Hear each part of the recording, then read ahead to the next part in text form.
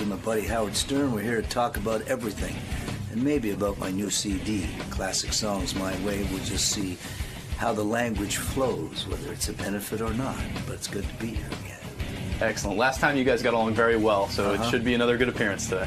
Who knows? You have no expectations in life, but the vibe between us has always been very good. We'll see how it goes. All right, we'll see you inside, Mr. Anka. Thank you. Paul Anka is a guy. Do you know this guy's had 38 top or number one songs on the charts? 38, which is it? Top 10 hits or number one Paul songs? Anka had 38. Hi there. 38 top 40 songs. All right. Hey, Paul, what was it like in the old days? You know, back when when the Copa was really happening. And Henry Hill would be up front. And Henry Hill would be up front. All these mob guys. Well, Friday night, you had all the girlfriends, right? With the same guys. And then you'd see the same guys with the wives on Saturday night. And they look so miserable. And if you fucked up and said, oh, hey, great, I saw you here last night. You fucked up. You fucked up. You're dead. No, I'll never forget one night I was in there, right? I was a kid, and I go in, and I'm watching Sammy Davis Jr., who was a buddy and, I admired. So Sammy's up there singing, and they got the spot on him, and he goes, sometimes I feel like a motherless child. And 3 tables over, they had round tables. There were 2 cats there, and one guy goes, and you look like one. Now the lights go out, you heard... The guys took him out. There was another table and a couple sitting there within 1 minute. Wow. That fast. Wow. So you don't heckle. What? Yeah, you don't heckle. You don't mess up the show. You don't heckle, you schmeckle. You're out of there. Do you miss those days? Do I miss them? No, they were like an education for me. But, I'm a guy thinking today and tomorrow. I only miss them in terms of the kind of world that it was. Is life better for you now? Is life better for you now? Oh, absolutely. You're an accomplished man. You've done it all in the music business. Blah, blah, blah, blah, blah, blah. I like the fact that it was a different kind of place to learn in, and you could fail and find out what you were about. Today, there's no place like that. No place you can fail anymore. Yeah, I heard I feel for these young kids. I hear. Yeah, it's hard to make it in the music business. You got to go on American Idol now, right? That's right. It's tough. You watch that show? Yeah, I've been on it a couple of times. I just did Canadian Idol. I mean, it's great. You see an eclectic array of music now and then, and it's okay. You wrote 38 top 40 songs? Uh-huh. Is that right? Uh-huh. That's an unbelievable accomplishment, huh? Thank you. I mean, really is. Yeah, 50 years, songs. you got to, if you're around 50 years, ultimately the odds are with you that you'll do that. There's a lot of dudes who have been around 50 years. Yeah, who else can say that? I don't know. That's not easy. Yeah, but it was, it's gone by so quickly. The last time I was with you, I got a lot of calls about doing a book.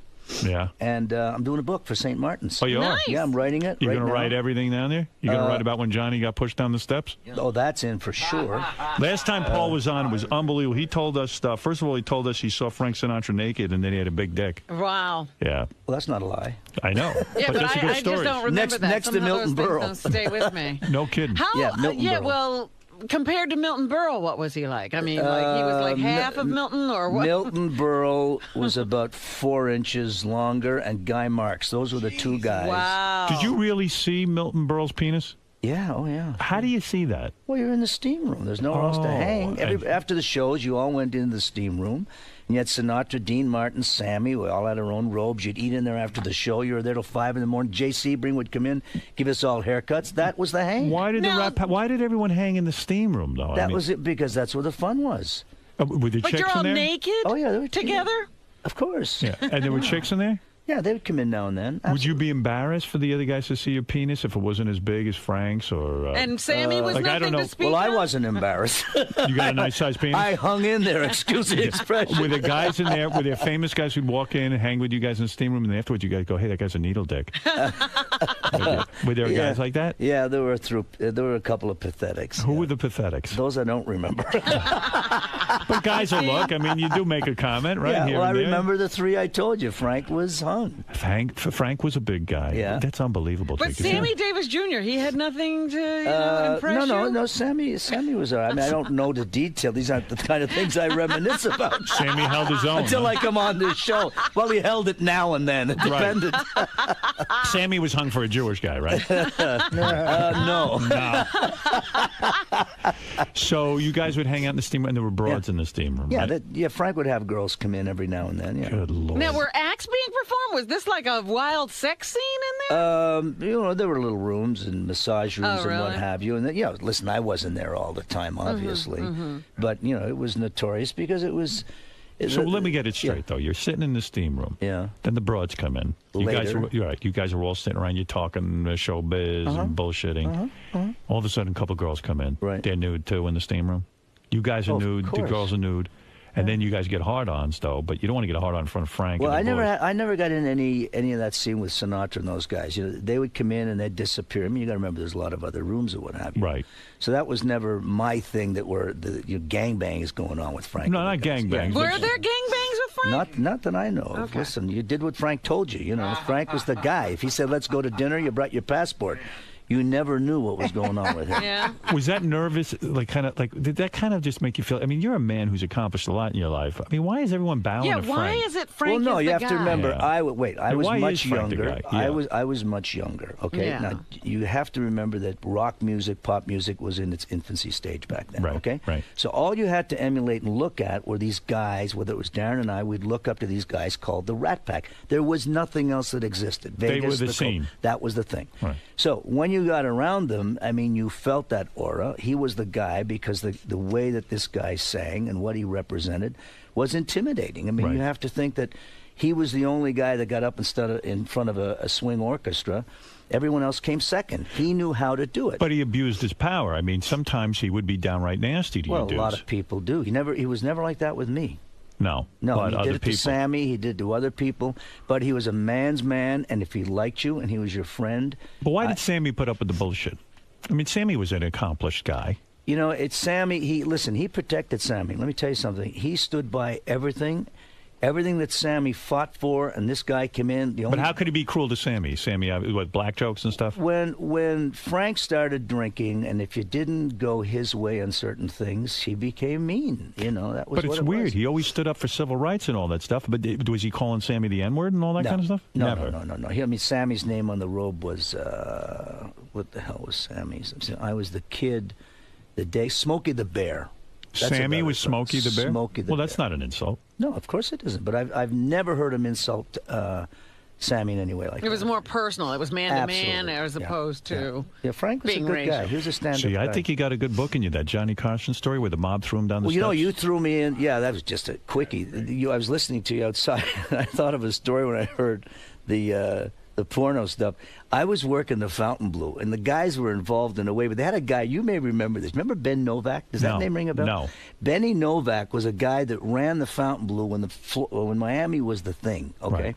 But he'd always come around and be a pain in the ass where he wanted to get involved because, you know, the girls were coming around and screaming. He wanted to hang with us, but he was kind of like a nebbish kind of guy. Right. But he was the boss of the hotel. So you let him hang with you. No, but we didn't want him to hang. So he Right. always wanted in on the action. But ultimately, what would happen when you'd play there for about $25,000 a week, he'd charge you $50,000 for food. So we all got real pissed off at this guy. Right. So finally, one day, I said, you know, we got to do something to him because I believe that humor is the final refuge of sanity. That's right. So I got this porno tape on an old tape machine, and I put it in a bedroom. And I had a couple of guys who were shills. I said, Ben, come on up. We've got some great action. I know you want to get into this. He said, yeah, I'm coming right up. You know. Now, Ben would travel with a little Moroccan guy named Boo, who was about 4'8", and a dog, because Ben couldn't hear. He had like a hearing aid all the time.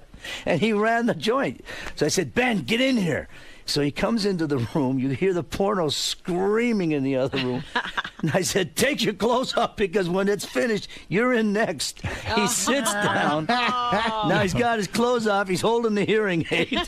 The damn dog is doing what he's told, and Boo is kissing his ass because he works for him Right. from Morocco. So they're sitting in the chair, and you can hear in the next room, whip me. Now Ben's getting excited. Oh, no. He's got a hard Now I got the shill. I said, the shill runs out of the room. Oh, that was great. I said, Ben, you're next. He runs in. Yeah. The dog after him and Boo.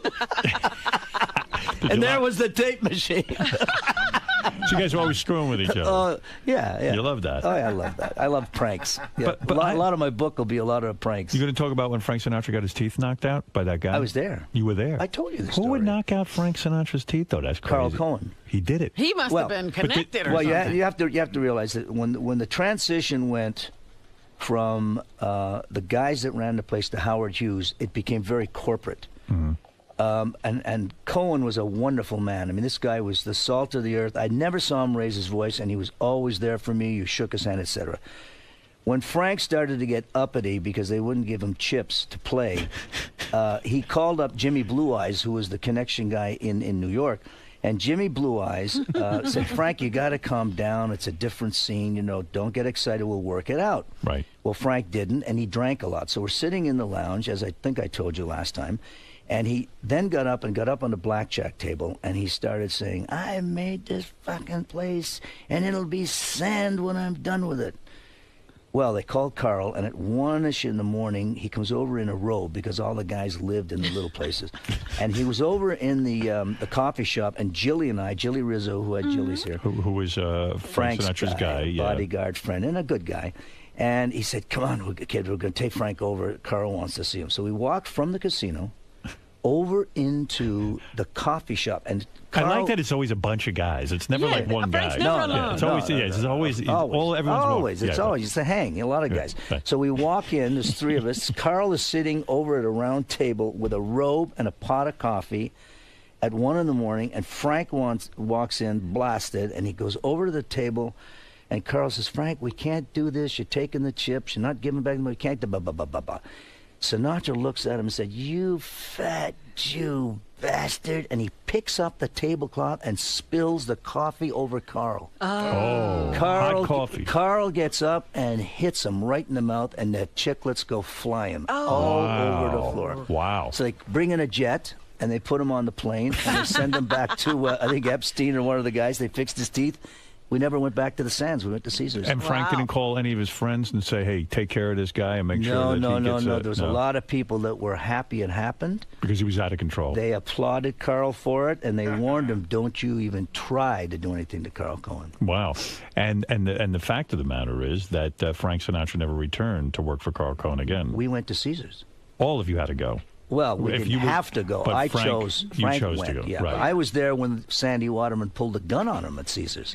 Really? Oh, yeah, right in the middle of the casino. Boy, he must have been out of control, Frank. Well, I mean, when he he's drank, nuts, like anybody that drank, he But had he's his manly. moments. He was very much a man. But it's fun, right? I'll tell you a story about Caesars you may enjoy. I was working at the Sands, and a guy named Nate Jacobson, who was in the insurance business, they built Caesars Palace. There are two guys, Jerry Zarowitz and a guy from Circus and this Nate Jacobson. And they would call me and say, we want to give you 5% of Caesars if you'll open the place. And the guys I were working for over at the Sands, they would keep saying to me, you'll never see a high-rise in Vegas. Nobody wants to go up an elevator.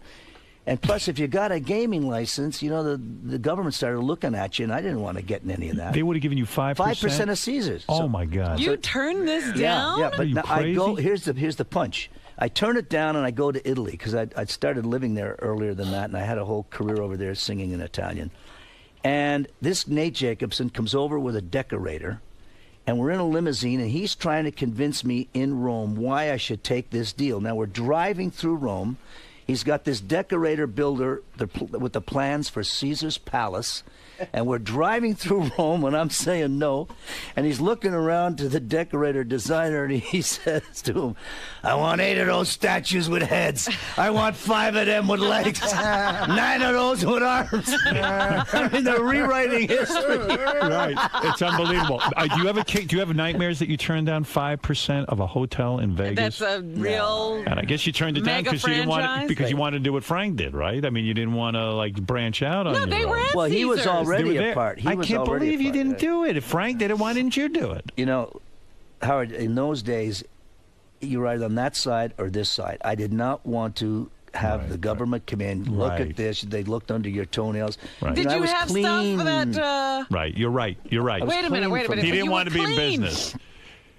I didn't want to be in the gaming business. Not then. Now you can be. Right. No, I understand now. I You're see, right. You're I right. see. Did you ever have to give up a girl to Frank? Did you ever meet a hot chick and you're there and you're like, and Frank Or did sees you her? wait for Frank to select? No, but before wait, you even wait. tried? Here's my question. Yeah. You're there in the room, Frank, blah, blah, blah. You see a chick, you're hitting it off with her. Frank says, hey, sonny boy, Right.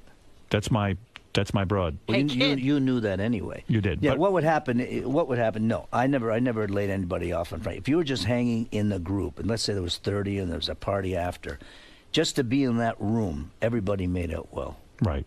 Right. You know, Right. everybody's. But you let supporting Frank it. choose first. Absolute. See, that's the thing. He's the king. No. He gets the first pick, huh? It's respect. Hey, by the Now, way, wait a minute. You must have made love to some famous women. Oh yeah, you got to put that in the book. Well, those that I can, you know. Who do you got? Who Who you you got? got? Who you coming clean on? I'm not a talker. Come on. Come on. No. Who's the best no, one you ever got? I'm a gentleman. Which one? What's the best you ever had? I'm waiting for the book. Who's the most? Just give me. Who's the most famous you ever had? The most. Marilyn Monroe. No. No. Never banged her. No. Linda Ronstadt. Didn't want. Linda Ronstadt. You go from Maryland to Linda Ronstadt? Zazu Pitts. Did you have Zazu Pitts? Who'd you have? Come on. In the book. Give me a name. In the Give book. me one Come goddamn on. name. Tell Make us some somebody news you here. dated. I ain't Somebody. doing it. Whoopi Goldberg. Oh, Whoopi, stop. I'm Mr. seeing Anka. Whoopi on Thursday. Are you doing The View? I'm doing The View and I'm doing Whoopi on Thursday. Her radio show you going to do? Yeah. Yeah. You're going to sit and talk to her, and Yeah. hopefully she'll have something You're to say. going to tell her the names and not us? No, I would. You guys first all the time. You ever do a black chick? What? You ever do a black chick? I ain't talking. What are you talking about? It's What all do in you the mean? book. I'm saving it all for the Don't book. be like I that. can't believe you're All stonewalling in the us. book. This is bullshit. The answer's yes. It It's is in yes. the book. All right, I want to read that. In the book. Lola Falana. So, Oh, I know Lola. She was Sammy's girl. Yeah. first of all, yeah, Sammy did her? Yeah. Oh, yeah. And Sure. so you couldn't go there. Like if Sammy's doing her, you can't That do was it. Sammy's girl. Was there a hierarchy? Like you didn't mess with the top guys, girls? Like Sammy, Dean? Well, it's a rule of life anyway. Yeah, you but don't I do mean, that you to your know. friends. You don't do that Yeah, to what's the your matter with you, friends. Rob? You Come can't. on, I'm come on. sorry, I don't know the code of men. Yeah, well, you know what? You better learn it. You've been hanging around with enough men. Get with it, dame. Damey. Hey, so wait a second. Congratulations are in order. Now, the For? last time I saw you, Yeah. you were divorced. Right. With no, I'm divorced a while. no. With no prenup. And you Yeah. got wiped out pretty good. I figured out that you They just couldn't from get wiped this out. man wrote that. Well, this man wrote the Tonight Show theme, and we figured out it made about 1.6 million for him, just the Tonight Show theme alone. And we were trying to But figure out that's how much the 1. wife got. That's 1.6 million. How often? That's like a yearly income from the Tonight Show theme or something? No. That's Well, I 1.6. split it with Johnny. You got to remember this. See, that's a bullshit fucking thing. I still am angry. Yeah, about I remember. That. I heard you. Well, you know, you got to understand. First of all, when you're a kid, and you got another guy like Skitch Henderson who wants you off the show, and you're a writer.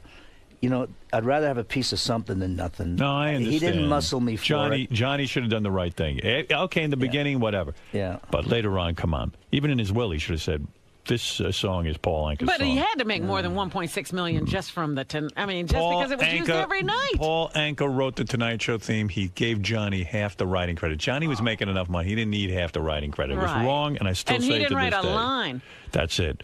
So, what Well, that about when goes you on in our business. That's okay. I like sharing it. Hey, you know, money's like manure. You got to spread it around. Hey, Bill, you're on the air with the great So Paul Anka. how many of the 38 songs did the wife get? There's 3 songs left. But wait, but what I was going to say is, Yeah. Bill, before I let you go, Yeah. so I hear you got married again. No, I'm And not married. You're You're not? not? No. But you had a baby? I have a baby boy. Is that what happened? That's what happened. But the broad was married, who you had the baby with. No, she was coming out of a bad marriage and divorcing, Right. and then we've had the child, and he's 2 years old, and she's my woman, and we may get Oh, married. yeah? Young broad? Yeah, she's outside. If you want She to No was know. kidding. capable of having a baby. She I already saw a has good look. child. I saw a good-looking woman in the green room. She There. She was has, your physical trainer?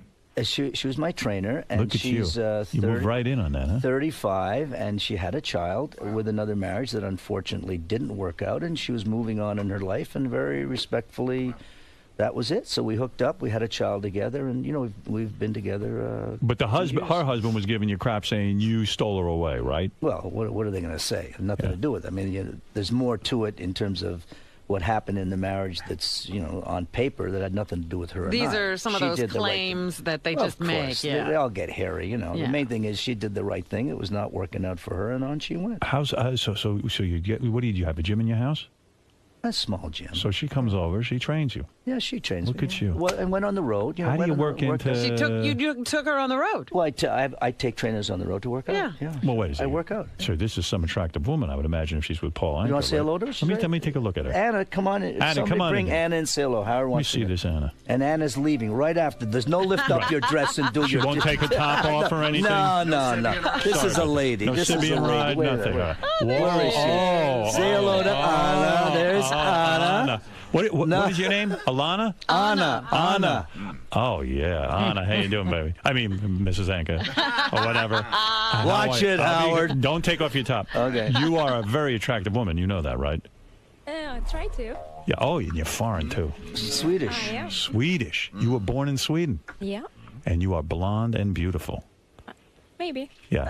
And you... She wrote a book, Howard. She's going to be on your show. She's got a book coming out. Okay, but let me understand something. Sure. So Paul Anka is one of your clients, right? Yeah, You come over to the gym, the personal gym, and you're in the house, and you train. yeah. So what, you start putting the moves on you? Yeah, the first time we saw, we just fell on the floor and said, "This is it. Let's do it." No kidding. First training session. Yeah. Son That of a was the bitch. training? It was love at first sight. Yeah. You mean to tell me you go over first? Look who he's hiring to train him. I know. He needs an incentive to work out. I got a guy training me. What's wrong with you? Yeah. So Paul. Now be Mr. careful. Anka. You got to tell the truth. You don't want to start making stuff up with him. So you get in the gym. Yeah. And he's hiring you to train you.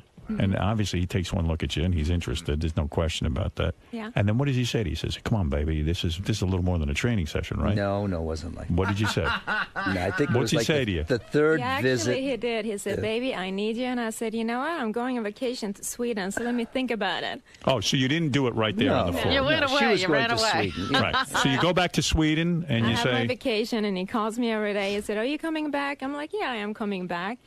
And we met, and that was it. now it could be annoying, like you're trying to train the guy and he's busy, he's getting aroused. Oh, no, right? no. We took Yeah, care but of it was business. the No, stretching, and it was very. Stretching. Oh, the stretching. Oh. Was he, Stretching. was he aroused when you stretched him? I would be aroused Oh, working yeah. on it. Yeah, he was. Putting He you on got now. aroused. What do you mean putting you on? Were you, Putting you on. were you aroused? No, we were working. We worked that very seriously. Yeah, it wasn't like ho ho hum. So how long before you guys start doing it? You know, in other words, you didn't go out on a date. You did it right there in the gym? Yeah. Wow. I don't No know what kidding. to believe here. In the gym. What, on one of the machines? Or On the machines. Which did, one? Where Put did, him on. the Put him yoga on mat. line to line. where did yoga Mr. mat. Anka, where did Mr. Anka take you? The yoga mat. The yoga mat. Look at you. That's comfortable. And what there were no other people in the gym, I take it, because it's a No. private gym, right? It's No, it's it's- embarrassing to make love on a yoga cook mat. walked in. Listen, remember me in the steam room with Frank Sinatra? Right. Nothing is embarrassing. Well, you are some catch. Thank you. No question about it. Now you got a kid with this man, and you're going to get married, you two, or what? Boy, we have a nice, lovely boy named Ethan. Now, what is the age spread on your kids? What's your oldest kid? And you Well, got for a my two- previous marriage, Yeah. my oldest is around 41. My youngest is around 28. And now you got. I have a young one that's 2 that I'm sharing diapers with. That's not true. Wait a second. Can I ask you something? Though? Yeah, like you won't. Yeah, go ahead. Are you active? Be honest now. Am I what? Are you actively involved in raising the kid? I mean, you're at a point in your Absolutely. life. What? You're at a point in your life. You got to be a she'll tell little you. exhausted. Well, of course, Yes. it's another chapter, but I'm so into this kid that I am active. Yeah. She'll tell you. I'm very involved with him. Really? Tell him. Every day. Yeah, What does I'm he there. do? They jump in the bed in the morning with us, and they have their formula, and we cuddle and watch TV, and they're with us all day long. And at night, he takes a shower with the kids, and Shower with the kids. Well, Yeah, my give him little boy baths and comes all in, that. and we bathe him, and we shower, we go for walks, we go to horses. You're we nude with ride the kid horses. showering? no T-shirt and T-shirt and- T-shirt. underwear. All right. All right. Well, when there are little girls there, but with my boy, I can do whatever I want. With the 41-year-old too, you're showering? Yeah, he gets all no, the kids the in other there. kids are gone already. The other What's kids are matter out. with All you? right. So you think I let my Now, did Big other shower. commune did you going have on other here? celebrity clients that trained with you when you were? Yeah, a lot of them. And did a lot of them come on to you? Yeah, unfortunately, but Yeah. it was not what I wanted to do, and I keep my work and private life separate. I mean, Except in this case. In this But case, you Paul seem to was break. different. He was different. Yeah, So you had celebrity clients, and who were the celebrities that hit on you that were trying to get in your pants? most of them. Most of all of them. Are you not going to Yeah, give I us would any say- names? No, No. she's not going to give you any. Can I be honest with you? I would hit on you myself if you were training. You'd hit on a snake if they You're held it. goddamn right I would. I mean, it's kind of hot. What would you come over in a leotard to Mr. Anka's house? Sweatsuits. Sweatsuit, some yeah. top well. and some tight pants. So But in Paul, her be drapes, honest, she really, looks Paul. good. Honestly, how do you make that move How from? can I not be No, but I mean, how do you make the move from like, okay, here's a woman in your From home, she's client working. to- How does one get into the pants of their personal trainer? That should be. Well, why does it matter? You got 3 guys already, big movie stars that hit on 3 waitresses. You Right. got George Clooney, Right. Mark Damon. They're people. Right. It has nothing to do with But their what about you? occupation is. How did you make the move Yeah, we're from asking about you. personal trainer The point to is, lover? you meet someone. Yeah. All of us walk through life, and you never know at any moment. You see somebody that you're attracted to. Yes. She walked in as a human being first, and I Right. was attracted to her. How do you say to her, "I'm attracted to you"? Yeah, do you wait? Do you say at the first moment she walks in? Or? No, of course not. No, I think Gotta be cool, I right? think everybody kind of feels a vibe, and I think in time, whether it's after whatever, all in the right way, you communicate to someone, and if the attraction is there both ways, you know what it is. I'm not going to teach you guys what it is. Mr. Anka, I don't mean any offense, but would you stretch me now? I mean, if you don't mind. She can stretch you. Lay down. She can that's stretch. right. It's not But a you're not problem. doing that anymore. You're out of the business, I would take it, now Yeah. that you're Mrs. Yeah. Paul Anka. Well, almost Mrs. Paul Anka. And are you putting pressure on him to marry you? No. Right. Now, I take it when you two became lovers, no Mm. rubbers were involved. That's how the baby was born, right? Was, I mean, you planned this, or was did you, this? did you pull out, Mr. Anka, or did you? He did, but I miscounted, and that's what happened. Not a great mathematician. Oh, look at you. This happens. So I tell you, that's amazing. Well, that's very good. Will you get married again, Mr. Anka, or is it that you lost too much money in Or the will you first do the marriage? prenup? No, I would get married. You do a absolutely. prenup, though, right? Oh, yeah, sure. Yeah. She, Anna, you she, willing under- to? she understands that. Yeah. Yes, Anna, you understand that? Well, only if there's a couple of million involved. Smart girl. Well, a pleasure to meet you. Same. Thank you so lovely. much. Beautiful. Next time, please wear a dress. Thank you. I will. All right. Well, you are one lucky man, aren't you? Yes. Life's been good to you. Now, did you? Yes. You didn't think a kid was coming along at this time in your life, did No. you? No. See, it's a surprise, Howard. Oh, look at him. Look at the expression on his face. He's very surprised. That's good with a personal trainer. They get right back into shape. Oh, too yeah, after look that. at her. That's a beautiful girl. I mean, Whip themselves back She's a in. lovely girl, very good girl. You're No, very but lucky. once you have the child, and you know what? I don't know. Do you have children? No. Yeah, it's. you wearing rubbers now? You look at that child. You look at that child, and that's it. It's your whole life. Mr. Anka, And, yes, are you sir? wearing rubbers now? At this very moment? No, not- no, I have boots on with a rubber sole, as you can see. No, but I mean, are you taking some sort of precaution to? No. No, you don't care. No, I had a That's vasectomy Oh, you did? Yeah. When did you do After that? this one? after I had the child. Okay. Well, how is Great, it? Because Howard. Howard What do they is do? thinking about Yeah, it. I want to do it. I'm Yeah. thinking of getting married. I'm getting married. I'm engaged. Well, yeah, but you've got second thoughts, I hear. You're getting No, a little no, cold no, feet. no. Oh, that's all bullshit. No, I want to get married. Yeah, well, you should. She seems like a very nice She's a girl. great girl. I just, Absolutely.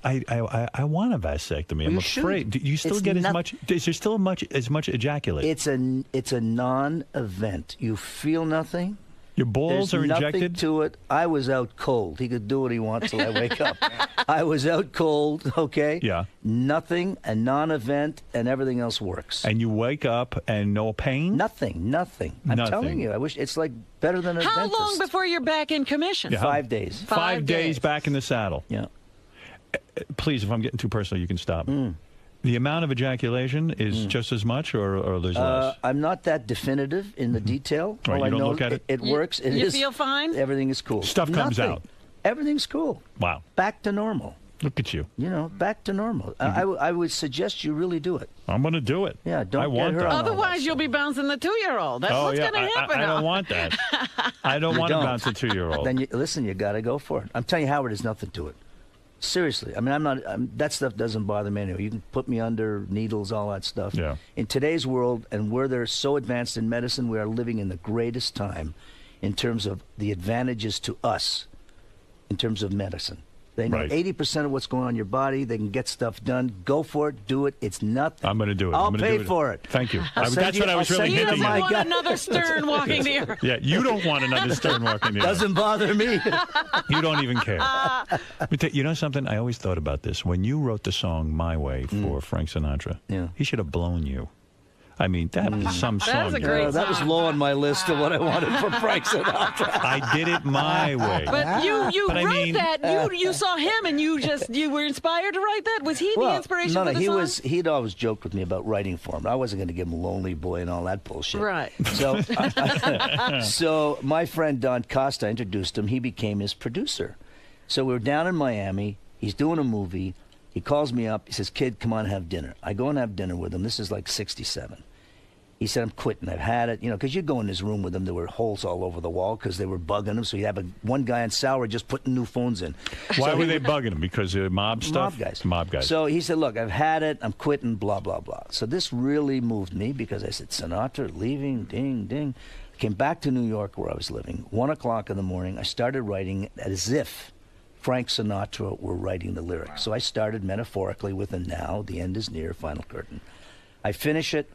I called him How up. long does that take you to finish? 5 hours. 5 hours you wrote the entire song My Way? Yeah. Music came first or the lyrics? Well, I had the music. It was a French melody. Which I changed the whole vibe to it, recreated the song. And you said, hey. I fly out to Vegas. I give him the demo record. I said, Frank, here for your last album. He listened to it. I knew they liked it. 2 months later, I get a call. He's in a studio, puts the phone up, says, kid, listen to this. And they play me My Way. For the first time, I started crying. Wow. It was kind of a turning point, you know, for me as a writer, growing up. You bet. All of that. So I had no regrets about giving it away because he was the only guy to do it. How old were you when you wrote that? My late 20s. No kidding. That's a pretty sophisticated song to write for an old guy. You know, to be 20. To me, it's one of the best songs ever written. And a great performance. Because there's only certain people who could sing it. Like, it's so self-congratulatory that Elvis, Frank, Sinatra, like, not many people can get away with it. Anthem. I tried to talk Elvis out of doing it because when I was with him in Vegas, he would always, you know, I watched that transition because we were together in the early 60s, and then all of a sudden, he comes to Vegas. He still looks like that god, that great voice. And then all of a sudden, with every meeting at Caesars, this guy was like expanding out of his skin. And he'd sit there and, hey, Paulie, I'm going to do that song my way, Paulie. Elvis, you don't want to do it. It's not your no, man, it means so much to me. You know, he was so whacked out. Right. So finally, he does record it and does it on stage. And then I got it. It meant so much to him. Because of what he was going through, and we couldn't pull him out of it. He was just on that slope. So you knew Elvis too? Yeah, he knows them all. So when Sinatra records his thing and he holds it up on the phone so you can hear it, you start to cry. You're like, oh my God, this is great. Yeah. Do you know right away this is going to be not only a hit, but a signature? You know it's special. Howard, none of us in the business, you know, there's those few times when you really sense a smash. You know. You know it. You know it, but there's a lot of times where you do something professionally and you just don't know it. But that was one of the times where I knew it was something How special. long before you wrote that thing, it all of a sudden now is a song on the radio? It's pretty instantaneous, right? Probably about 2-3 months later. Yeah. 2-3 months later, and then it becomes like a #1 song. Yeah, and he decides not to retire anymore. Right. So then I wrote the second song, Let Me Try Again. Let me try again. He came back in the business. Yeah, right. Well, fine. Let him keep coming back. You know, My Way is, I know every word to that song, and I used to, when I worked on the port as a longshoreman, one of my jobs was I had it for 10 hours. You'd have to stand by an orange juice ship while it would unload into a truck. And to kill time, I would sing My Way. And I knew like about 8 My Ways was another break. Let's go to Tito. Tito in San Diego. Go ahead, quickly. Oh, my God, Howard, Mr. Anka, you have to be one of the best guests that Howard's ever had. He's a thanks, wonderful Tito. guy. Thank you. We love him. By the way, Paul Anka put out an album of classic songs. My Way is in stores now, actually. The album is called My Way? It's called Classic Songs My Way. I've got, it's kind of a paraphrase of Rock Swings, the other album. It has the Killers, Mr. Brightside. We got Cyndi Lauper stuff. We've got Bob Seger. So it's a take on all of those, you know, great songs redone in My Way. We've got Bon Jovi doing My Way. Wow. I got Michael Bublé singing You're My Destiny. Sammy Davis doing I'm Not Anyone. You got on the album Bon Jovi is singing My Way. Uh-huh. Gary, bring me a copy of that immediately so I would can love play to it. hear that, yeah. Also see Paul Anka at the Mohegan Sun in Connecticut this Saturday and Sunday. What do you do, an hour, hour and a half? Close to 2 hours. Close to 2 hours. You go out there, you entertain the audience. Yeah, that's what Now, it's Vegas isn't the same anymore, is it? There's no... about. Not like it was. You no. don't want to go out and hang out with Celine Dion, do you? There's not, Yeah, who it's would not- you it's hang with, not- Siegfried and Roy? I mean, there's nobody around. I mean, who's left? Yeah, it's a different scene out there. It's all corporate. It's all so isolated. It's not like it was yesterday. I mean, it's a cool place to go to. Yeah, but what do it's you, not what it was. the group from Cirque du Soleil, you don't get Yeah. to The hookers have no honor. Go ahead, Marty. No honor. Let's buzz through. They'll rip you right off. Let's buzz through a couple of calls. Marty, go ahead. Hey, Howard, Paul Anka is one of your best and funniest guests, and his stories are just awesome. You should. Do you ever think about giving him an hour on Sirius? I give him an hour anytime he wants it. If he feels like doing that thing, I don't. I wouldn't insult him by. Do you want to do an hour? I mean, you'll tell me if you ever want to do an hour. Yeah, we'll talk about it. All right, that's all. Yeah. Jay, Listen, go I ahead. have fun when I'm here. That's it. Man, That's all that matters. Yeah. Jay, go ahead. You're on the air in Charleston, South Carolina. Go ahead. I just want to say it's an honor to talk to such a coxman like Paul Anka. He is a coxman. I also want to know if he banged my mom. I don't know the timeline, but she worked for an accounting firm in L.A. Yeah. And she said that he would fly her out to Vegas on his private jet to come see shows and stuff like that. And my thought is, you're not going to pick up a broad in your private jet without banging her. No. Sometimes you do. Who was she? By the way, I have the same question. Did you bang my mom? Did he ever fly your mama? Yeah. Matter of time. What was your mom's name, Jay? Her name's Becky. Becky, who'd she work for? I don't know the accounting firm. She said that one time you flew out to L.A. to just to sign some paperwork.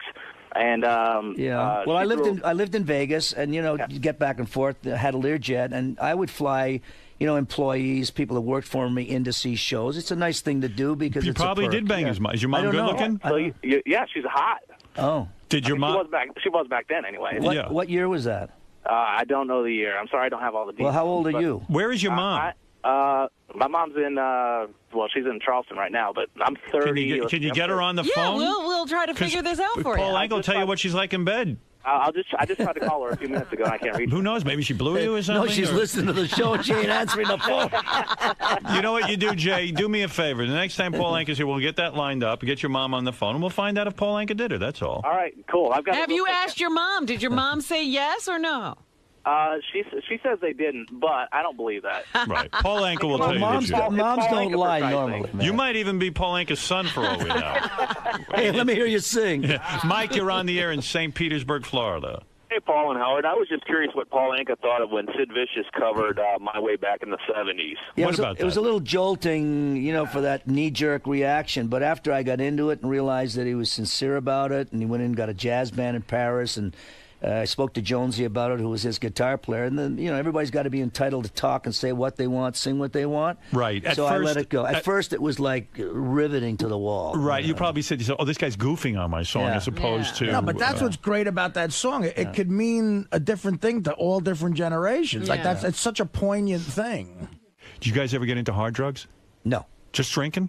Drinking. A little Coke? And weed. Weed? No Coke? Yeah, he liked weed. Yeah. Is that right? Frank Sinatra was into the weed. Frank smoked weed? No, but I'll tell you what. When I started in the 56, 57, here's where you start making your choices in life.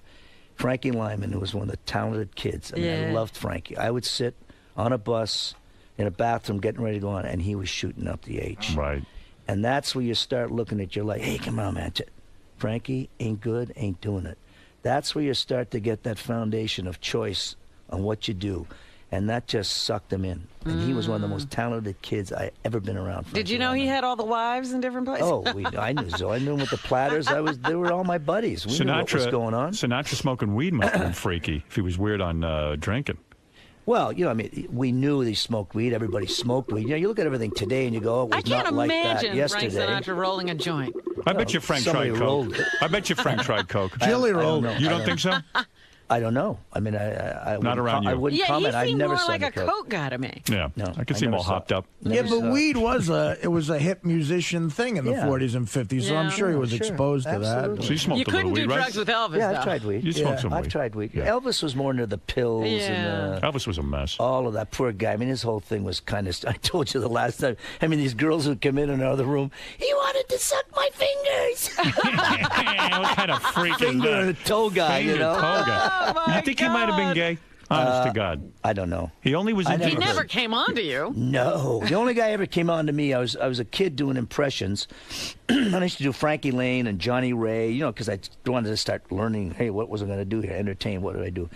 And I had my hit Diana. I was flying to England, and on the plane, it's in my book, was a guy named Johnny Ray, who was the hugest. Right. I mean, you guys wouldn't even know. I know who Johnny Ray is. I Huge, remember he had millions. hit songs. I mean, the lines around the street at the Copa forever.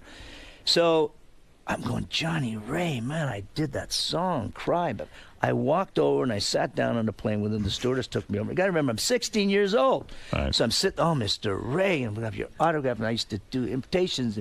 And I've got my record. I said, I know, and it's wonderful. I'm so happy for it.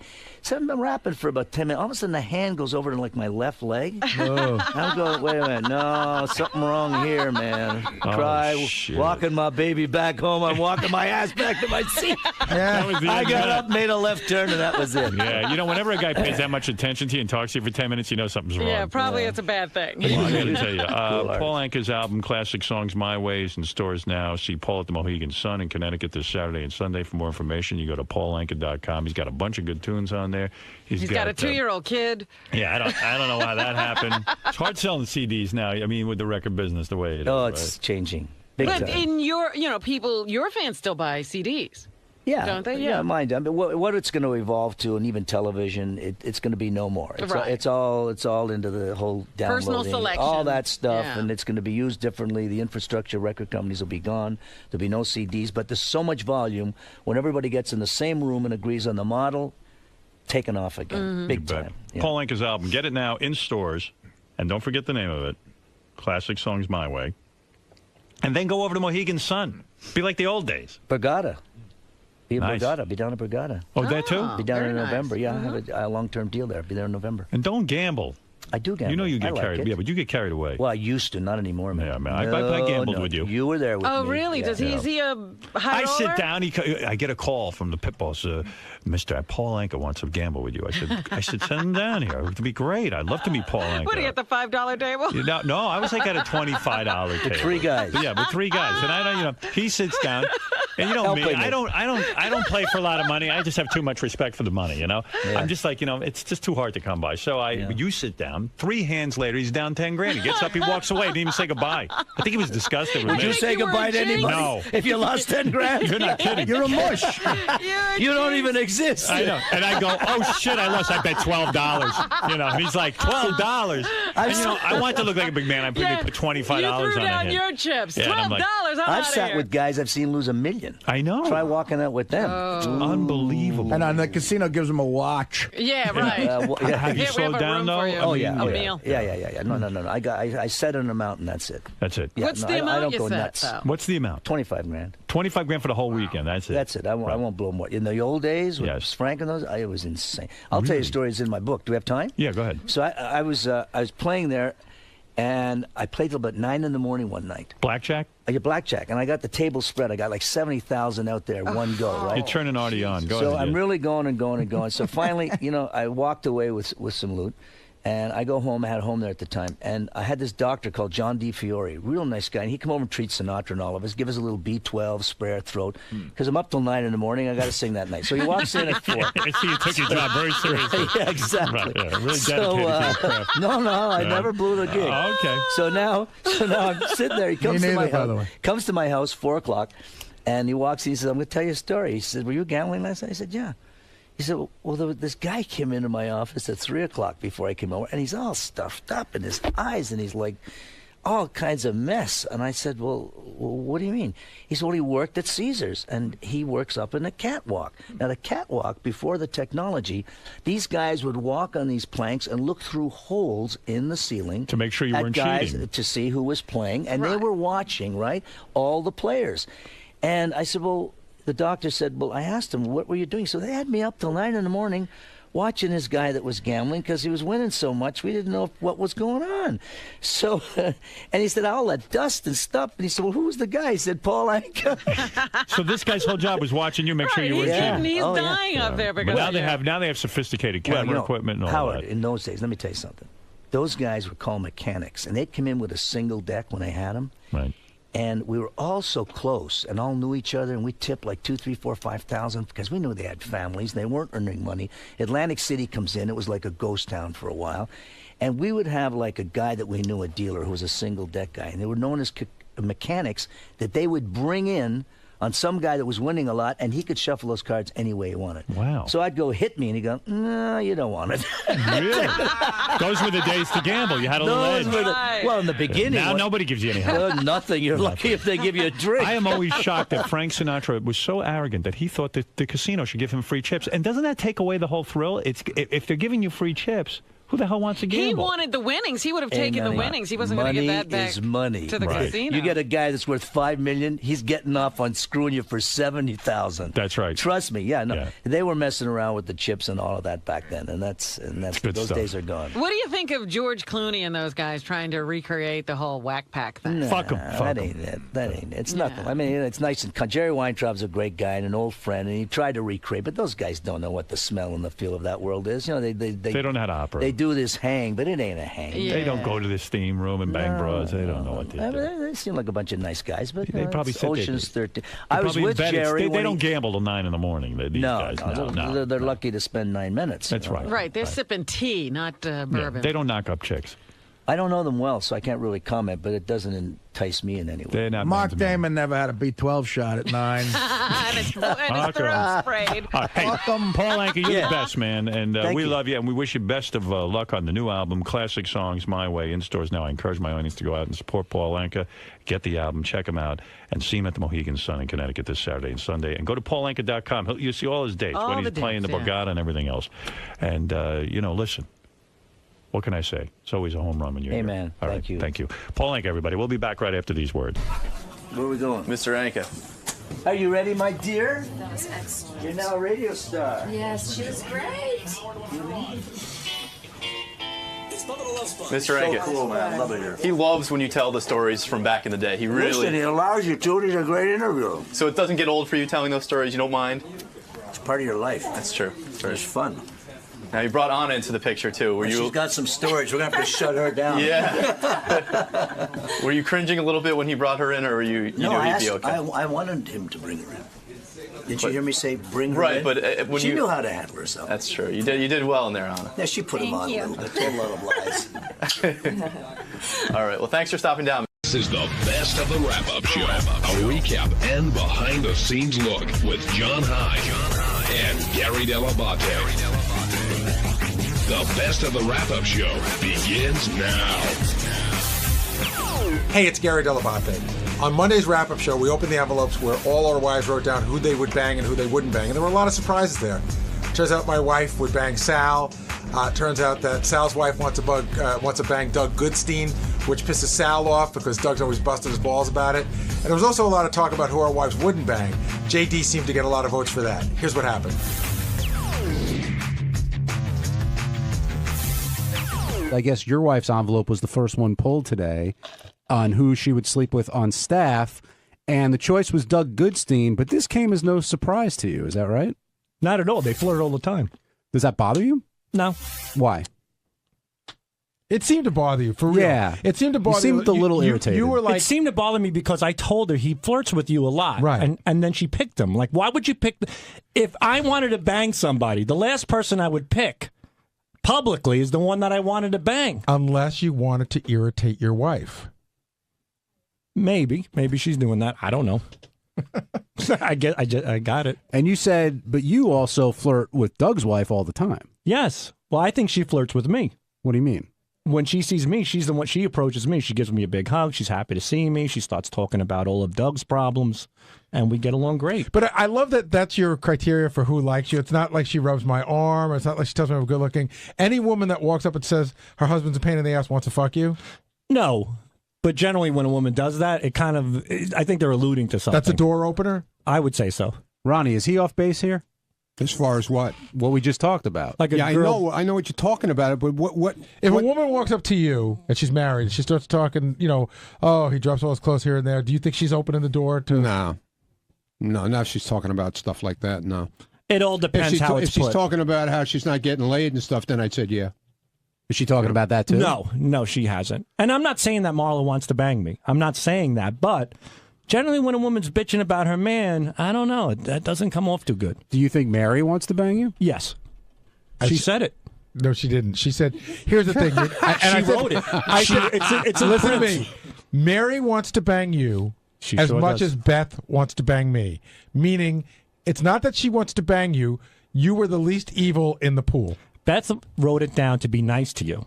Mary wrote it down because she means it. Oh, were you there when she wrote it down? She just said, Mary goes, this thing is so stupid, I don't even know what to do. Even with the one for the, for the one you wouldn't want to be with. She's like, I don't know what to write.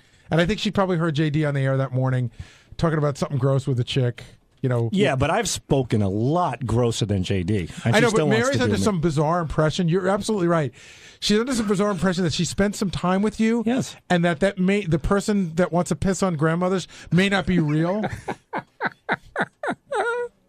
Oh, it's real. I can't wait till she's a grandma. I'm going to piss all over her. Nice. I love Mary. Those big long legs. I just want her to suffocate me. Just suffocate. I want to be carried out in an ambulance with her juice all over my face. Do you take this as a compliment, or does it? He's just being goofy. He's trying to get under my skin. No, the way he's Doug, not. No, I'm not. He wants to do those things, but he's saying that he's trying to get under my skin the way Doug was getting under his. No way. I don't think I'm getting under Gary's skin. I think Gary does take it as a compliment. Mary is just so fucking sexy. I'd put her in a wheelchair. Wait, is that every girl's dream? She'd be shitting blood for weeks one night with me. Shooting blood. Shitting blood. Doug, she's squirting blood. Mary, I love you. You're dynamite. Doug Goodstein, you've been accused of flirting with not just Sal's wife, but a lot of the No, staff's I wouldn't say a wives. lot. And I don't think the other person who, I think it's Will, I kid around with Will a little bit, and it's sort of a back and forth where he kids around about Marlo, I kid around about his wife. You with each other or with the each wives? other. Not with the wives, no. So where's the only wife I goof around with, and again, I don't flirt with her or do anything inappropriate ever, ever, ever, is Sal's wife. Why? Why? Yeah. Why do I what? Why do you flirt with her? Oh, because, it started with him completely like being obsessed with Marlo. So he's obsessed with Marlo, and I say, oh, come here, I'm going to go hang out with your wife now. Now, when you say completely obsessed with Marlo, what does he do? It's actually more than they're really good friends. They they don't hang out too much outside of unfortunately. They hang out at all. But at parties and events for the show, they really hit it off. And remember, their relationship started by Sal calling my wife a cunt. Yeah, we don't have because to bring he that was up. jealous of her, or that's how he got his wife. Or construed it that she was blowing him off, but he was obviously obsessed at that point too. I could say that Mary talks to Doug all the time, and Mary has never told me that she thinks he's flirting. You can talk to, just call Sal's wife and ask her. Ask Will's wife. It's never, ever anyone's wife. I'm very respectful. Yeah, but you don't go to other guys here like Gary and say to him personally off the air, I want to bang your wife. Yeah, but that's just kidding around with you. And I don't do that too. I don't do that. I can't wait for the Christmas party. I'm going to fuck your wife, buddy. I'm going to get her in the back. But Sal, it's a but you do two-way it street on behind a dumpster, that kind of thing. I do that on air. Oh, so behind it. I probably do it about once or twice a year, Sal, when I know I'm going to see your wife, and I do it just to kid around with you. That's fine. And you're a good sport with it, and you do the same thing with Marlo. So that's why it's a two-way street. Don't make it like I hope the lie becomes the truth. I'm ready to swap. It's not. And I was shocked. I said I was a little surprised that what's your wife's name, Christine? Yeah. Picked me because again, it's so innocent, and there's no flirtations that are like sexual. I don't have any conversations where I would try to hit on her or make hints that I like her. So when she picked me, I'm like, oh wow, yeah, I'm actually a little surprised she picked me. Were you surprised Lieberman's girlfriend picked you? Not really. Why not? Because we hang out. What? And there's something there, you think? No. I know you wouldn't do anything about it, but you guys get along well? Yeah, I get along good with her. Was John upset that? I don't know. John gets upset about anything, so what do you mean? He probably was upset. What do you mean he gets upset about anything? He gets upset about everything. Any little thing will turn his screw, man. I'm telling you. You seem irritated. I'm not irritated. You seem Why irritated. do you keep telling this is every day I'm in here? Maybe I shouldn't come in here. No, I love when you come in, but you seem irritated. I'm not irritated. You asked me a question. I answered. What do you want me to do? Dance for you? What do you want? No, I don't want you to dance. But let's talk about these tips that you've been giving out, because there seems to be a well that never ends with those. Well, that's my buddy over there. He winds me up. First of all, let me tell you about Ronnie. None of this is rehearsed. None of this is written. I see Ronnie in the hallway. He goes, give me a few minutes. I'll be with you. I'll come out and go, Ronnie, you ready? He goes, after the next break, got to do something for Howard. He goes, I'll be. And he walks in and right off the top of his head, without missing a beat, no stuttering, no stumbling. The guy is just a computer full of sex tips. It's amazing. Do you think it's fair to categorize you as a sexpert? No. Why not? I'm goofing around. I mean, not that I'm goofing around. I mean, it's not shit that I haven't tried. I'll be honest with you. So I just never heard of a woman referring to jizz as warm juice. Why? I don't What's know. wrong with that? I don't know. It sounds better than jizz. It does. You did say that half a cup was a little bit of an exaggeration. I was joking. But we how were just talking about that before I came in here. I was talking to Fred about it, and we were saying a half a teaspoon seems like nothing. You know, I mean, this is what this guy is claiming. A half a teaspoon is what a normal load is. I mean, Sal, come on. No way. Right? I could shower Mary. I could make it look like a glazed donut. Yeah, I mean, you look at some of these porno fucking movies. I mean, forget about it. I mean, these guys drop loads. It's forget about it. But is that you? No, I'm not saying. Believe me, I'm telling you, it's more than a half a teaspoon. You should go home tonight and try it. Yeah, and I'll freeze Jerk it. off into a spoon. Yeah. On Tuesday's wrap-up show, I came in to talk about how Alyssa Milano called me a liar, that she was dying to meet Howard, which was so untrue. And I got very agitated about it because people started calling and saying I was stupid and dumb and I didn't know what I was talking about and calling me angry. And I went off on some people, so you better check it out and see what's going on.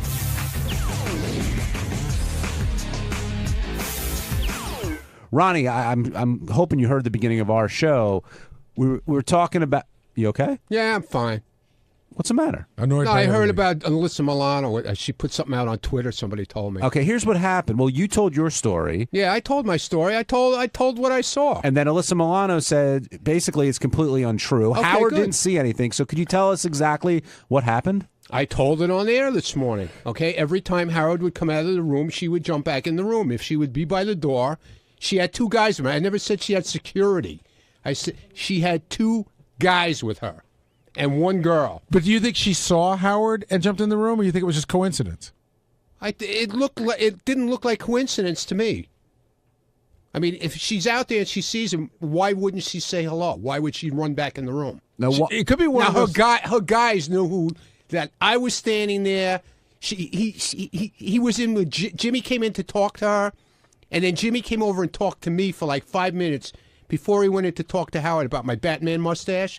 So he knew we were there. Right. Those two guys knew we were there.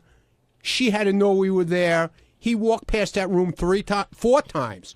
Once when he came in, she was already there. Another time when he had to go to the bathroom, we walked right past the room again.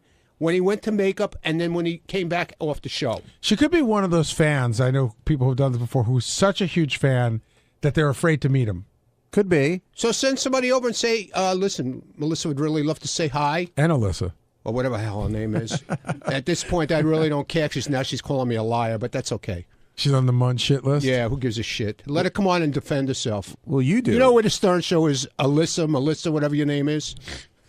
Why do you say it doesn't bug you? Of course it bugs you if No, somebody calls because you a now liar. she's saying I'm a liar because you know she wouldn't say hello to him.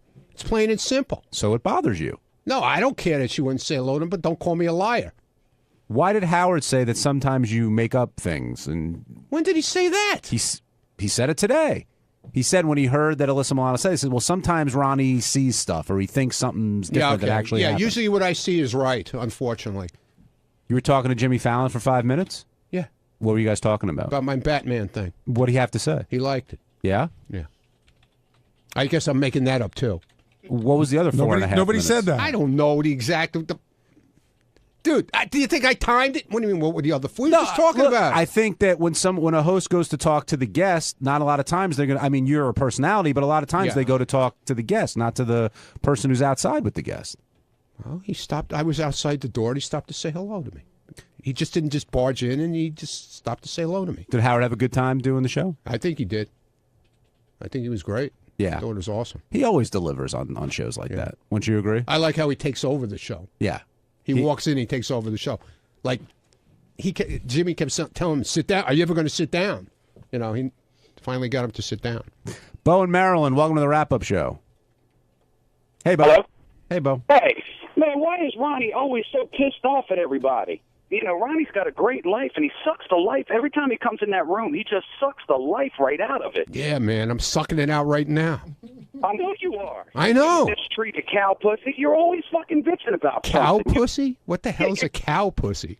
Mistreated cow pussy. You're just ungrateful. Where are you got the from, world man? by the balls. Where- What? I got the world by the balls. Okay. Yeah, you got the great job, you got a great life, everything, and I've never Okay. seen somebody so pissed off at everybody for everything. Okay. Ronnie, I'm sorry you're upset. Would you say, as a general rule, would you classify yourself as a happy and upbeat person? No. I'm fucking angry. But why? It's just me. What do you have to be? What do you have to be angry about? You got a great girlfriend. You got a great job. How do you know I have a great girlfriend? Because I know your 'Cause you tell us. girlfriend. Oh, all right. Just well, I'm wondering Seriously, how, you have a wondering great. How you know? You have a great job. You've got some notoriety. You're a TV star. Jimmy Fallon stopping to talk to you for 5 minutes. So did Chris Rock. Oh, okay. You're gonna one up me now? No. But Ronnie, did you notice that?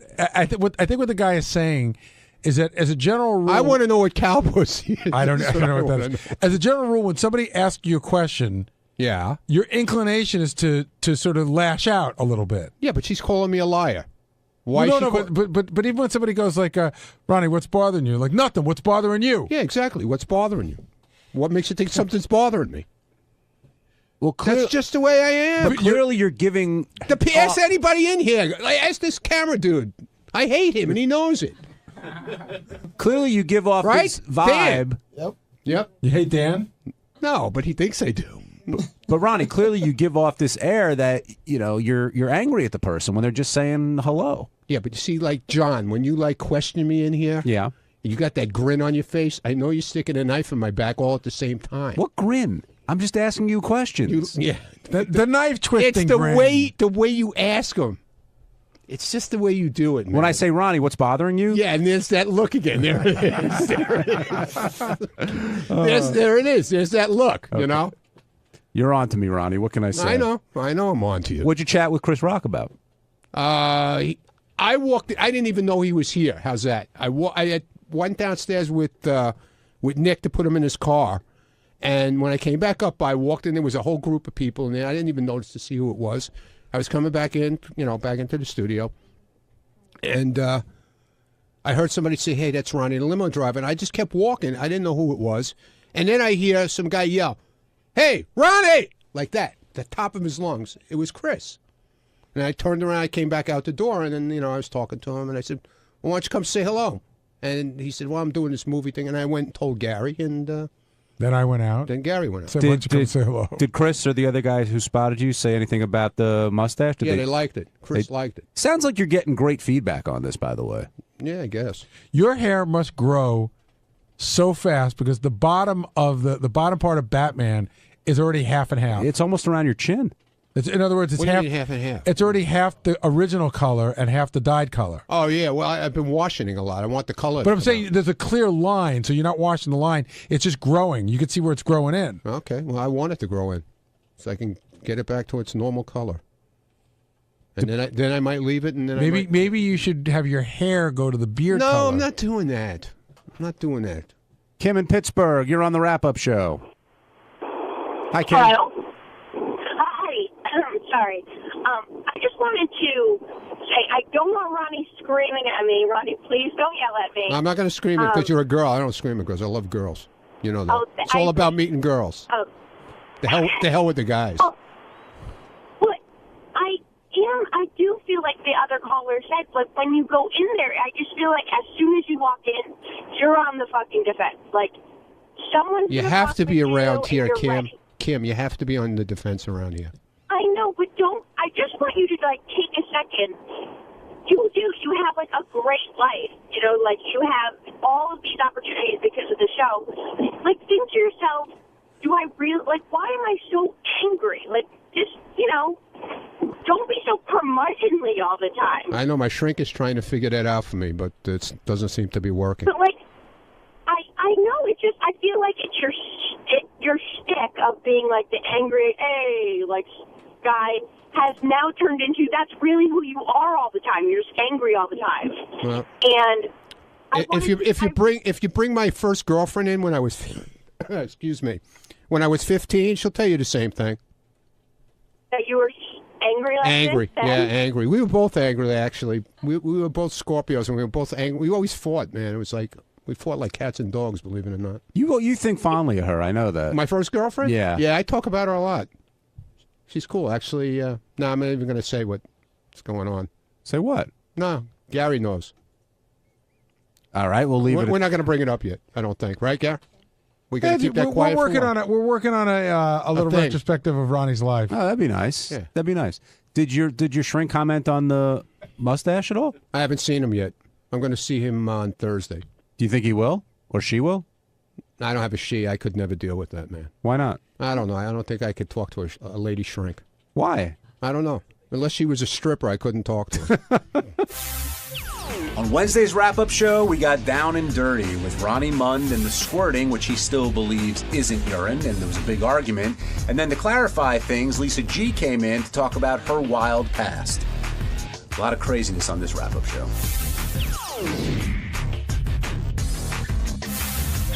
Benji and Shuli are in here. As I said before, congratulations to Lisa about releasing the book. But I think Lisa is up against it here because for so long she's, had a certain persona. And now with releasing this book and revealing this other side, a lot of people are skeptical. And even if she's telling the truth 100% in her book, I think a lot of people aren't going to believe it based on the time spent here. Do you guys think that's fair? What do you mean? Like, I think it's fair if people don't believe it. It's up to them, but it doesn't seem crazy to me. She didn't want to reveal that side of her here, and she was more comfortable doing it in a book. So now that it's out there, does it make you think of Lisa any differently? I guess a little bit. Like just that you are aware of that past. Right, but just that, because that she was a whore. Well, I don't know if she said that, but she did say she was a cookie whore, Benji. Swinging from chandeliers, and she did some drugs. But the mistake I thought Lisa made today with Howard is talking about how she used to be a workaholic, because Howard does not want to hear that. That's like when you first start dating a girl, and the first thing she goes, "Oh, I used to be a slut." But right. I used to do everything in bed. Shuli, how is it in the newsroom back there with the big book release? It's a bit surprising to us because, we've worked with Lisa since the beginning, and I have yet to see any of these, even an inkling of a sign of any of this being a part of her past. I've dropped cocaine in front of her. Nothing has fazed this woman, so it's very surprising. I sense some doubt in your voice there, Shuli. It's just I've known Lee since we started here, and some people you can meet and you go, all right, I could see them doing blow back in the day, or I could see them being a bit of a mess. I just can't see Lisa ever getting crazy. Like, I just don't see her as a crazy wild person. Well, maybe when she was that age, she was that crazy person, and she's since, changed up a little bit. And I think there's some people, even at a young age, that are already old and structured. Not old, but just, on top of their shit. You know what I mean? Is this killing John Lieberman? Yes. John is ready to explode any day now. You'd have to ask John about this. They have a nice little rivalry going on in the newsroom between those two. But why is it like jealousy of the book, or what's it? No, not at all. Well, John, you should come down and speak for yourself. I don't want Shuli to reveal anything that he shouldn't be revealing unless he wants to. Shuli, I'll let listen. If they want to start the dance off, I have no problem playing the music for them. Well, the whole newsroom is more than welcome to come down to discuss this. But when you tell Howard that you're not a workaholic and you're not working hard, and then you're doing all these, like going on the Today Show, whatever else. Not a good combo. And Robin and Howard both, you got to credit them. They came in, sort of congratulate Lisa and let her have her moment, which I think is a really nice thing to do, versus bringing her in just a goof on her. And that didn't happen. So I guess we'll see what happens with the book. The other thing, Shuli, while you're here, although I may want to wait on this because I would like Ronnie to be here, of course, was Dr. Fish calling in and talking about his experiment, which I know you were a big part of. But apparently, he took the sample, studied it. It's clearly urine, and clearly Ronnie's mind has not changed at all. to quote Ronnie, because I talked to him about this when this first came up. I told him, I'm like, dude, it's piss. And he just got so upset about it. He didn't want to believe it.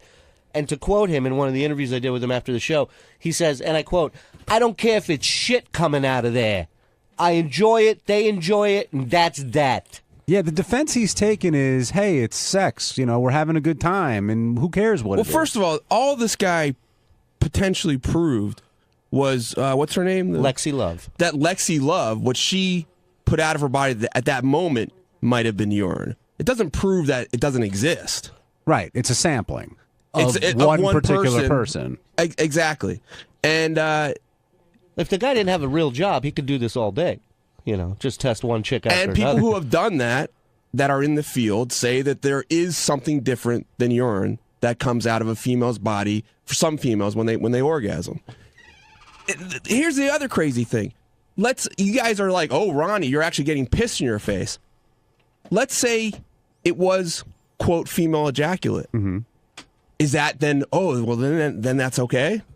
I wouldn't say it's okay. It's different. It's better than piss, But I would why? say. Why? It's just society has deemed that it's okay to go down on a woman not to drink her urine. Don't ask me why. But why to you? When you're saying, if Ronnie convinced you that it was female ejaculate that he was swallowing, then you wouldn't have a problem with it? Again, we're off to we veered off the runway into the vortex.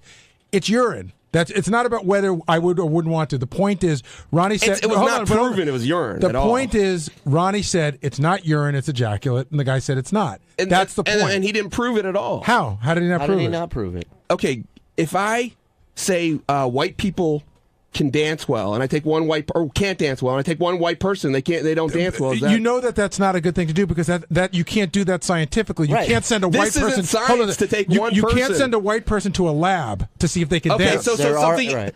But Garrett, this is not to take one person. All it's potentially proved is what she put out of her body at that moment was urine. So you're saying we need a larger sampling? Yeah, Benji's saying the sample size is too small. And I'm saying people who have done it experimentally say that's something different than urine. But Benji, it could be 1 million women, and if it all came up urine, I still think that Ronnie will believe what he believes. That's the point I'm trying to make. By the way, Benji, what's the number of women I need to test for you to be convinced it's urine? 10, 100, 1 million? No, something like that. I don't know what the kind of established numbers are, but probably about 30,000. Yeah, I don't have that kind of time or money. But it's been done, and it's been done. I think that you should go write someone to see if you can get Masters and Johnsons. Get a grant. See if you can get a grant. It's been done. I know it's been done. And they say it's not urine. All right, well, I want to continue this argument, but I want to continue it when Ronnie gets down here. So in the meantime, let's talk to Brandon in Ohio. Brandon, you're on the wrap-up show. Hey, guys. How's it going? I love the show. Hey, Brandon. I, too, was disgusted by what Ronnie said. Basically him and Benji, I guess, are piss drinkers. Would you agree with that? No, because they both insist that it is not urine, but some type of female ejaculate. So they don't think they're drinking piss. Now, they may not mind drinking piss, but in this instance, I believe they feel they're drinking cum coming out of a woman. That's an excellent question, by the way. Have either of you accidentally swallowed or tasted someone else's urine? Or your own. Or your own. Yeah, sure. So that doesn't bother you? Yeah, it would. It would. But why? Because I think there's something, I don't think it's a logical thing, but there's something illogical about it that it's a little gross. But so you just answered the question you threw at me about 5 minutes ago. Right, but I'm saying it's not logical. It's all about the delivery process. If a chick is peeing into a cup and then hands it to you, you're going, that's piss, I'm not drinking it. In the course of having sex and urine comes out like that, then it's not piss. Then they're okay with it. What the fuck do you know? Ronnie, what do you know? Ronnie, what do you know? I know that's piss that's been blasted in your face. You tested it for one kind of thing. That's what Benji was saying. Ronnie, so Dr. Fish's study Mund over did here.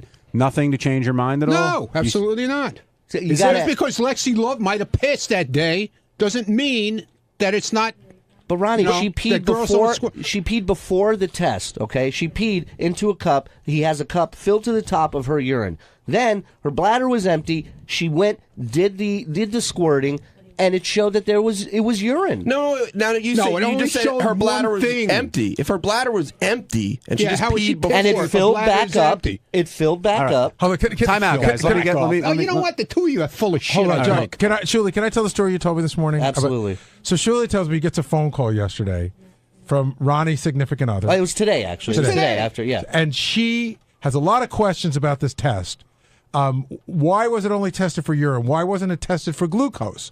Why wasn't it tested for a lot of other things? And finally, when Julie leaned on her, Ronnie told her to call him.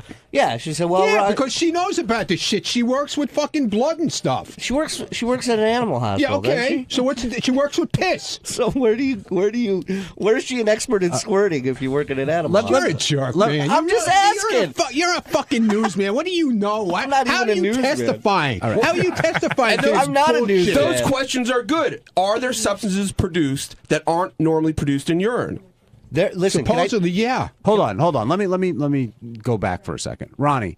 I understand Stephanie called in and said what she said, but let me ask you this: what are the differences between whatever you've experienced and urine? Like, is there something that you know clearly it's not piss? I'm not saying you drink piss all the time, but I don't drink it. First of all, let's get that straight. Okay, and whenever you, what do you do with it? Yeah, goggle it. No, but what do you bathe in it? What do you do with it for real?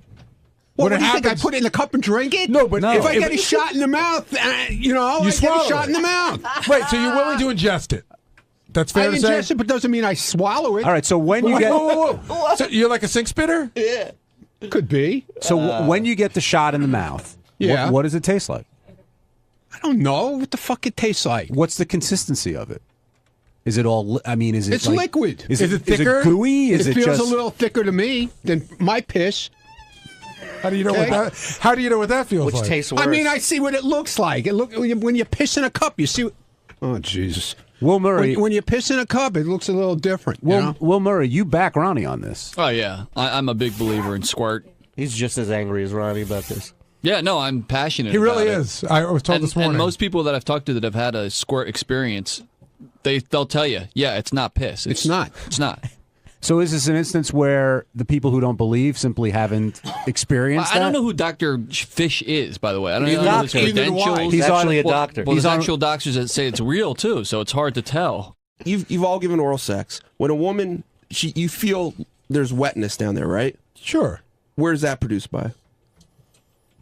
I mean, there's things that cause wetness, right? Absolutely. But that volume of quote-unquote ejaculate is not ejaculate. That's what he was saying. And the test, and when he dropped off both samples, it's not that he said, just test this for urine. There's a full line of tests that are being done on these fluids. That's not what he said. He said he came up with one.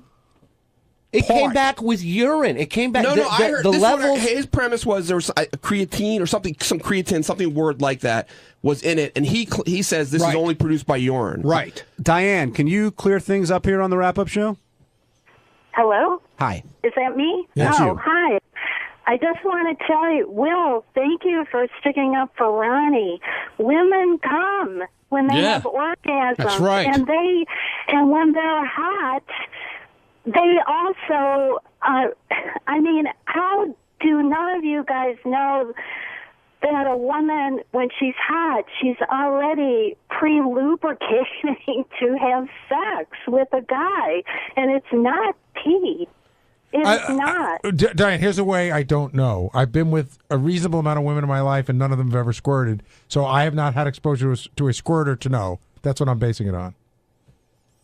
I'm not talking about Ronnie's poor choice of words. No, but Diane, but what you're saying is, how could you not know that a woman isn't coming?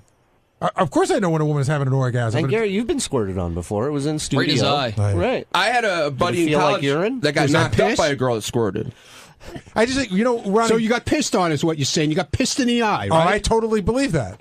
You got pissed in the eye. I absolutely believe that I got pissed in my eye. Do you think the girls are intentionally peeing when they do it? I think that the girl that was yes, I do think that. You know who told me that? You know who told me that he thinks it's urine of all people? Al Goldstein. He used to do a show, and he did a show with squirters. And one day I just said to Al, I go, Al, what's the deal with the squirters? He goes, it's fucking urine. It's urine. And there's other girls that have said that they actually douche with water, like they fill up with water specific. Like no one's denying that women get wet down there, But when they're blasting somebody like, a civil rights march with a fire hose, then something's up, and it's not legit. Yeah, these guys never experienced a good fucking I've been with a orgasm squirter. a chick. I've been with a squirter. Yeah. Okay. Ronnie, that's what I was You gonna... never pulled your cock out and had nice fucking cum all over it. Oh, huh? my God, Huh? dude. Ronnie, that's what I was going to ask you. Not that, but... The Playboy Channel call. They don't even want this show. But I wonder, Ronnie, do you feel that it's people who don't have a lot of experience, who aren't very good at this, are the ones who are saying it's urine? No, I don't think they know what they're talking about, because I don't think they look at their dicks when they pull them out when they're done. What's all over your dick? Here's the What's thing all over your dick? Here's the thing. Here's what fascinates me about you. I'm being serious. Wouldn't what you... That's the scary part. Wouldn't what you just ejaculated be all over you when you pull out? Or, like, what do you think it is? What do you think? Girls don't come when you come at the same time? I didn't say that. You got major issues if you I don't didn't believe say that either. I didn't say that. Holy I'm crap, saying... you guys are messed up. He didn't say that. I didn't Ronnie. say that. You're creating your own vortex here. And you're all... I mean, are you the only one who has these sexual experiences? No. I mean, okay. Well, maybe I am around here. I don't know. Lisa, Does everybody, the way everybody talks, you think that the way people talk about sex around here with certain things, you think it's so fucking dirty. Like what? No. What do you think people feel you do is when you dirty? guys talk about anal around here, oh my God, you pull your dick out and you might have shit on the tip of it.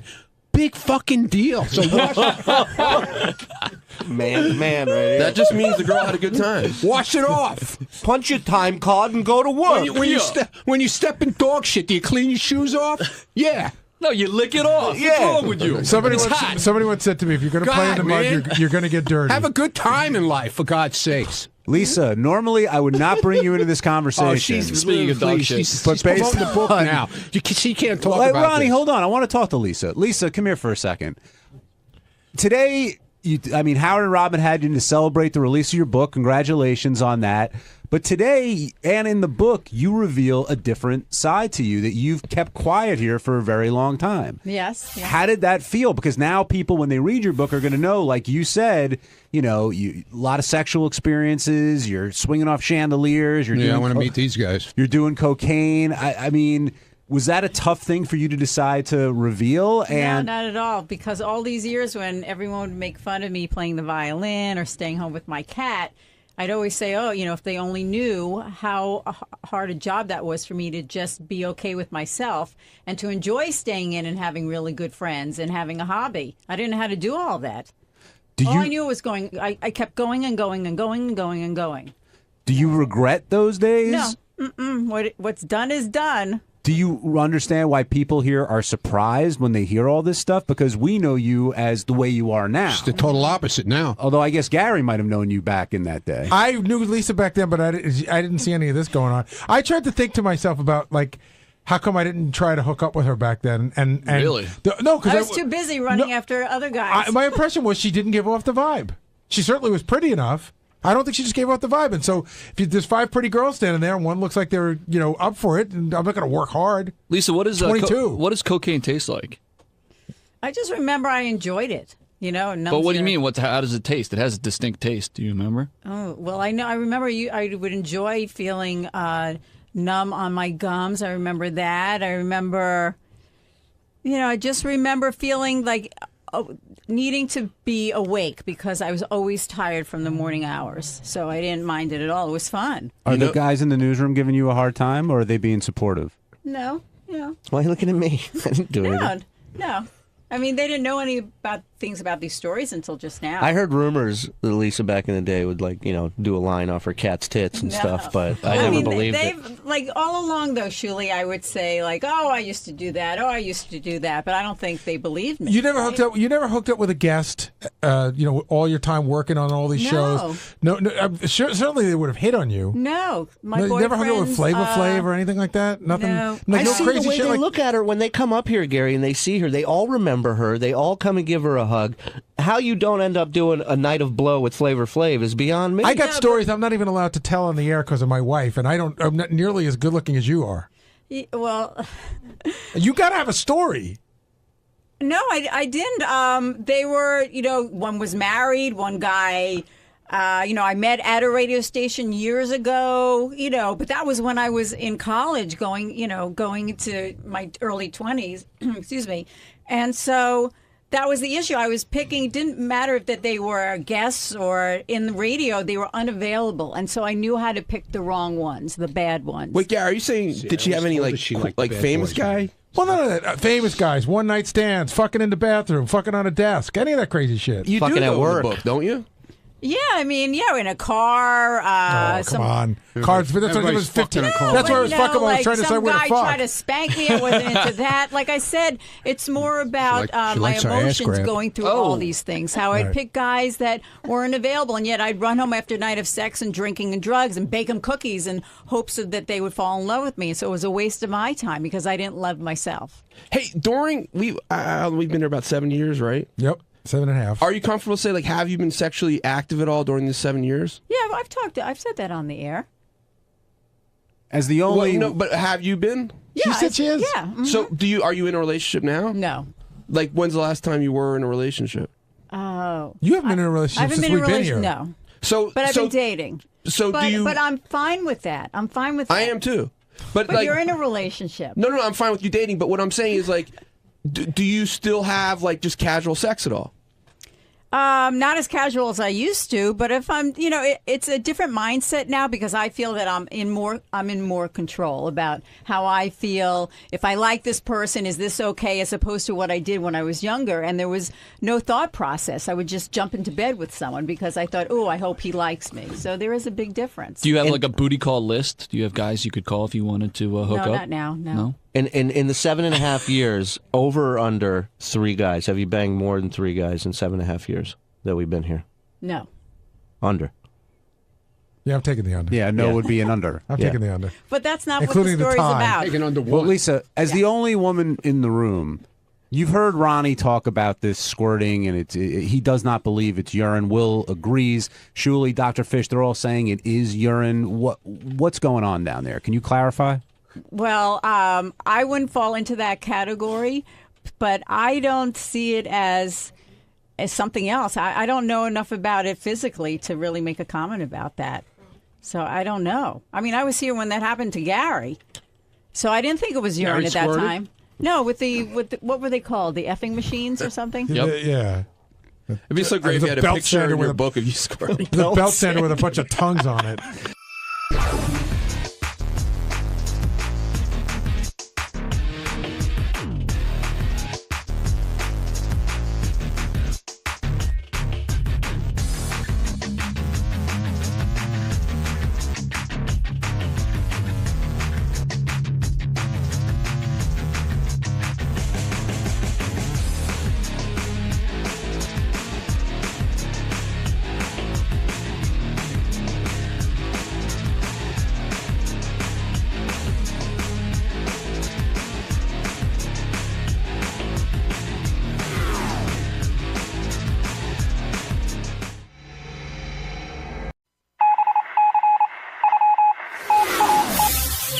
This is the best of the wrap-up show. A recap and behind-the-scenes look with John High and Gary Dell'Abate. The best of the wrap-up show begins now. Hey, it's Gary Dell'Abate, Baba Booey. On Monday's wrap-up show, we discussed how Benji was busy over the weekend at the big Anthony Weiner press conference, making a whole scene out there. Benji came in and he was torn between the fact that he hated what he did, but he loved the attention. Lisa G talked about their trip together. Steve Langford talked about how much he loved the whole thing. It was great. Here's how it went.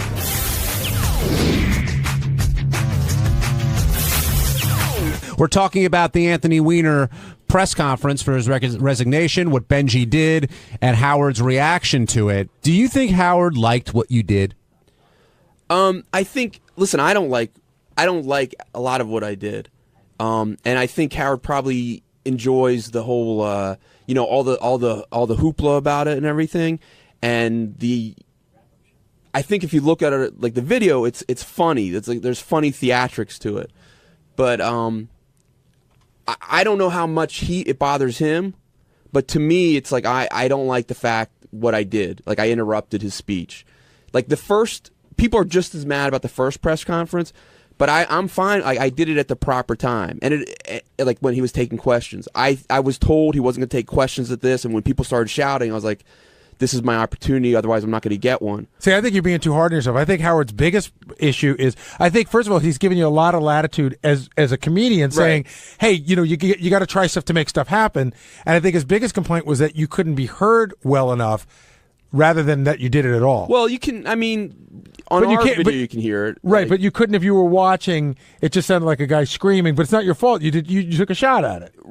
Right, but like that's well, I guess we have different problems with it then. Like I just, whether it's funny or not, I think it was wrong for me to do in that manner. And the other person, and it came across as like, which first of all, it came across as like that.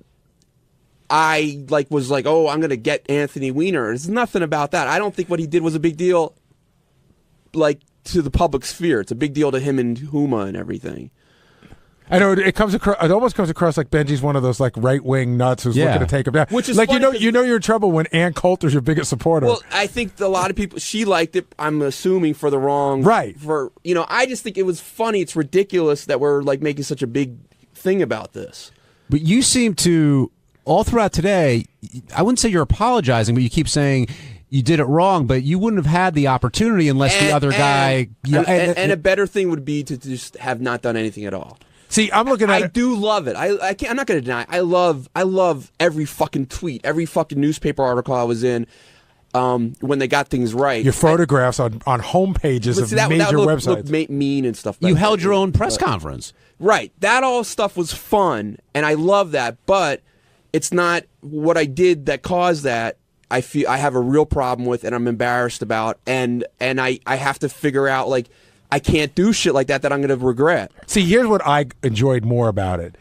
I thought Anthony Weiner came down, read a statement, had his eyes down, people started yelling, never took his eyes off the page. I felt like he was going to come out, read that statement, and leave no matter what. And whatever anybody said wasn't going to make a difference. I enjoyed the aspect of how upsetting it is to the press and how there's this unwritten law that the press thinks everybody has to abide by, that they think is an actual law. Like, if you could take them to press court, if you could take Benji to press court, Benji would be put in jail for life. Right. Well, they were saying we spent 4 hours here, we waited for this moment, and you ruined it. Meanwhile, you weren't the one who yelled out the pervert comment. Someone else did. Howard clarified that today. Which I hate that, because I wasn't like, I don't. But I knew right away that wasn't you. You could tell it was a different tone of voice. But I just love that the press is angry at Benji that he fucked up an already circus-like atmosphere. Well, that's the thing. You look at the reason why you're all there in the first place. Granted, you have an official resigning, but when you get into the story, it's ridiculous to begin with. You know what I realized it was like? Because there's a scene like in Animal House, like the parade scene, right? Where they take over the parade, and that's to me like one of the most hilarious scenes I've ever seen. Where they lead the band the wrong way, they're throwing marbles, they break up the float. That in my head was what was going on. But in reality, it's wrong to destroy someone's parade. What was your intent going down there? To ask questions? Oh, yeah. And I even said, God, I don't even know if we're going to get in. No, it was to do those questions. But then when we got there, we were like, they were circulating around. He will not take any questions. He will not take any questions. It's funny, too, like Howard always says, when Richard and Sal make phony phone calls, and then they say, we're going to call the police. Howard's like, you can't have a show where you tell people to call in and then say you're going to arrest people because you don't like the calls. If you're saying people can call in, so if you hold a press conference, did they check your credentials at the door? No. So if they're going to let anyone into a press conference, there's always the expectation that not everyone's going to behave, the way the redcoats did. Of course, but that doesn't mean it's right if someone does it. And I don't think it's, I would be very pissed off if we were out doing a live remote. I would be very pissed off if somebody busted up our remote and started screaming and yelling. We'd handle it a different way. We've had that before. We have handled it. We have people killed. No, but we've handled it a different way. Listen, we were in London and we were doing somebody was singing a song parody, and this girl who was drunk climbed over like this wall where we were she was so furious. So I started to go after her to push her back, and Howard waved me off, and he's giving me the signal, give me a microphone. He tells the guy to stop singing, and he goes over, what's the matter with you? She's like, you go back to America, that's brilliant. Yeah. Howard wasn't upset by it. He's like, here's content. So everyone handles it a different way. The way we are on the show, if that happened while we were doing our show, Howard would say, "Hey, what's going on? Why are you doing this?" Try to talk to somebody. During the break, Benji, we were talking about how you seem to be very apologetic and regretful for what you did, yet you also want to enjoy the glory and attention that came from it. Well, yeah, I do. I can't deny that I enjoy the positive people saying, "Oh my God, that was so funny." So I do enjoy people saying that, but I regret that I did it in the manner I did it. I think looking back, if I could erase it and none of this would have happened, because I would erase it. See, I don't think you have anything to apologize for in the sense that you weren't the first one to heckle and you weren't the only one to heckle. You were just the loudest and most recognizable person who heckled. I don't think in the scheme of things I did that big of a violation, but it was wrong. And I'm so anti-heckling. I mean, maybe if it was like a Hitler or something like that, and that's the only way you can fight back. But in a situation like this, where it came across that I'm being a bully to Wiener, that's not what I intended. It was supposed to be. We were all supposed to have fun and laugh, and I thought he was going to laugh too. So. Why did you think he was going to laugh? I don't know. I'm teasing about that. Lisa, is there an unwritten rule amongst the press about what Benji did, or what? And anybody comes, like, are you supposed to follow certain protocol? Yeah, I definitely felt like it was old school media against new school media. How do you mean? Because the people who were there with the iPhones and the laptops, they weren't complaining. They were jumping right in on the action. They just turned everything around. You have these old-time news people with their big cameras on, locked into these stilts, these sticks. Tripods. Yeah, so they can't move, and they're all locked into this one soundboard. So everything they need from that news conference, they felt Benji got in the way of. And I was laughing the whole time, from the cab to the Senior Citizen Center where the press conference was held. While we were in the cab, this is what you didn't hear, Benji was getting a little motion sickness, so I had to write down the questions for him. We were coming up with questions like, are you 7 inches erect, and things like that for the whole cab ride. And then we're on Ocean Parkway, and we don't know where we are. So Benji sticks his head out of the window to a young couple in a car and says, "Excuse me, which section of Brooklyn are we in?" And the couple yells out, "You're in Jewland." I mean, it was bizarre from the time we got in the cab all the way to the news conference. But the great Lisa's, so I said this to her before, anything you say, she's very sweet and she just cracks up at anything. You were funny. I was like, this cab is so yellow, and she just cracks up. No, you were funny because we were writing the questions. You're saying Lisa's a good audience? She's great. She's very sweet, and it was very nice to have her there. And also, he's a new camera guy. He's not allowed to talk, but Rob Martin, I think is his name. Rob. Why is he not allowed to talk? I don't know. He's not allowed to talk when he's on camera, when he films you. Oh, right. He's like sort of the fly on the wall kind of thing. But he's our new. He was great. He then came too. you noticed that Benji was getting nervous. And then I got nervous because I was right behind him, because if they were tackling him and he was going down, I was going down with him because I was this close to him. But thankfully, the security guards, the cops, were really nice. See, I feel bad for Wiener, even though he brought this all on himself. And if I would have lived in his district, I would have voted for him. And I sort of, like I said, I know him a little bit, which is weird because, when I was at Jimmy Fallon, he was walking by and he saw me and he stopped in the dressing room and said hello. I have a feeling he won't be saying hello to me anytime soon, which is, I'm sort of collateral damage. Just 2 weeks ago, or? No, when I did Jimmy Fallon. Oh, okay. Back in December. But I played hockey with him a couple times, and he's even emailed me a couple times. I'm pretty sure I'm on the shit list as collateral damage from you, but that's the part, that's what happens when you work on the show. You have his email? I do. But he's never texted me. I was going to send him a note several times during this just to say, hey, I'm sorry for what you're going through, and I just thought that, I don't know. It's sort of like about me, not about him. It's sort of ego. And I was like, he doesn't need to hear from, if Bill Clinton sends him a note, that's one thing. But he sent me a really nice note when my dad passed away. Sent me a really nice guy. Well, also him being, he's a fan of the show. This probably comes as even though it's happening to him, he has to expect it. But again, when you're a fan of the show, it's almost like you want to go, I'm a fan of the show. Don't fuck with me. But the thing is, I hope a part of him, if he has a sense of humor, realizes I don't think him tweeting. That's his business.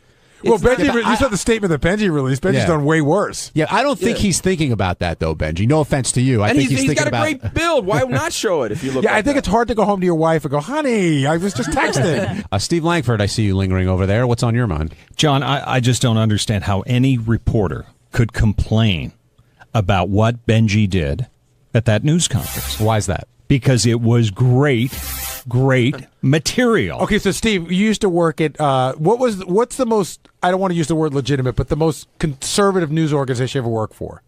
I was a hostage at MSNBC for 2 years. So you're at MSNBC, and MSNBC sent you out to cover the story. Right. So if you're there to get tape and wiener, does it bother you when this goes down, or do you think this is as good of a story? This is gold. This is. But why? Because it's wild stuff. I mean, look. I mean, even the New York Times. The New York Times on Friday basically had Benji in the lead headline. I mean. The New York Times realized in chaotic scene, Weiner quits seat in scandal's wake. Vulgar shouts during announcement in Brooklyn. They got it. But as a quote-unquote straight newsman, aren't you there to get Weiner's resignation and his reaction? You're there to record and report on what happened. And what Benji did was news, and it was very exciting. I think my struggle with it is I violated Weiner's rights. I don't think what happened. I don't think I violated the reporter so much. I violated his right to give a speech in a forum that without being interrupted. But Howard made a great point. You did, but Weiner could also have gone on television on a one-on-one type of thing. He didn't have to have a press conference. Yes, he chose to have the press conference. But that's like saying a woman doesn't have to walk. I'm giving you an exaggerated situation. She doesn't have to walk out 3 a.m. in a short dress. Well, no, there's a difference because one is a rape and a crime, and one isn't. Mine wasn't that big of a thing, but morally, it was wrong. Did you see the New York Times blog? It said, every media circus needs a clown. And I think, Benji, for the reporters who were there who got it, they were enjoying it. There were very few. Maybe, the woman from the New York Times, Ashley Parker, she got it. I don't know if you read her blog. And everyone else, they're, we're news snobs. Like, they didn't get it. You're disrupting us. So, I think Benji held his own. Have you guys heard Lawrence O'Donnell seems to love it whenever it happens? MSNBC on Thursday night. Lawrence O'Donnell, 8 p.m. on that cable news network, practically featured Weiner and Bronk for the first 15 minutes. If you were so concerned about being wrong and doing the wrong thing, why do it? Well, I sort of seems like a joke, but I was serious. I tweeted out. I realized I was sort of doing the same thing that Weiner does. I was, even if I feel it's wrong, I was like, I got to do this. I got to do this because I'll get love, I'll get laughs, and it'll be so great. But as it was happening, at the press conference before he's giving his speech, I waited till about 2 or 3 minutes in to do it. I keep turning to Lisa G. I don't know. I don't want to be a dick about this. I don't want to be a dick, but I don't want to lose my opportunity to do this. So Lisa pushed you into doing it? No, not at all. Not one bit. Not one bit. She was not one bit. Hey, it's Sal Governale, everybody. And on Tuesday's wrap-up show, we discussed me talking about my future. Am I coming out with a CD after the show was over? And am I writing the premises now? Of course not. I was drinking, and I misquoted myself. And if you don't believe me, I'm going to properly explain it to you in a proper manner on the wrap-up show, which you're about to see right now.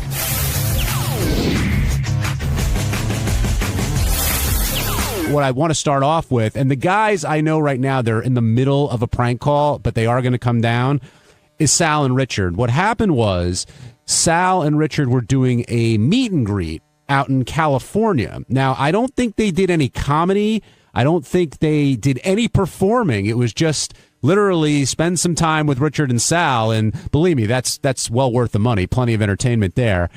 And when those guys are up in front of a crowd, Sal more so than Richard, I'd say, they'll always answer a question. They will never say, I don't know. They will never be at a loss for words. And Sal commented how and I want to make sure I get this right. they're personally working on premises for original prank calls after the Howard Stern show ends, which is basically saying we're taking all our good ideas and we're saving them so when Howard hangs it up, we could put out a CD and do really well. And I don't think Sal, shockingly, realized what he was saying as he was saying it. And Howard pointed it out, and Sal said that he misquoted himself, which is a very difficult thing to do, and then explained how the present premises are for now, but the premises after Howard retires are for later. You know what, Ted? I think I pulled that. Would you hit clip number 1?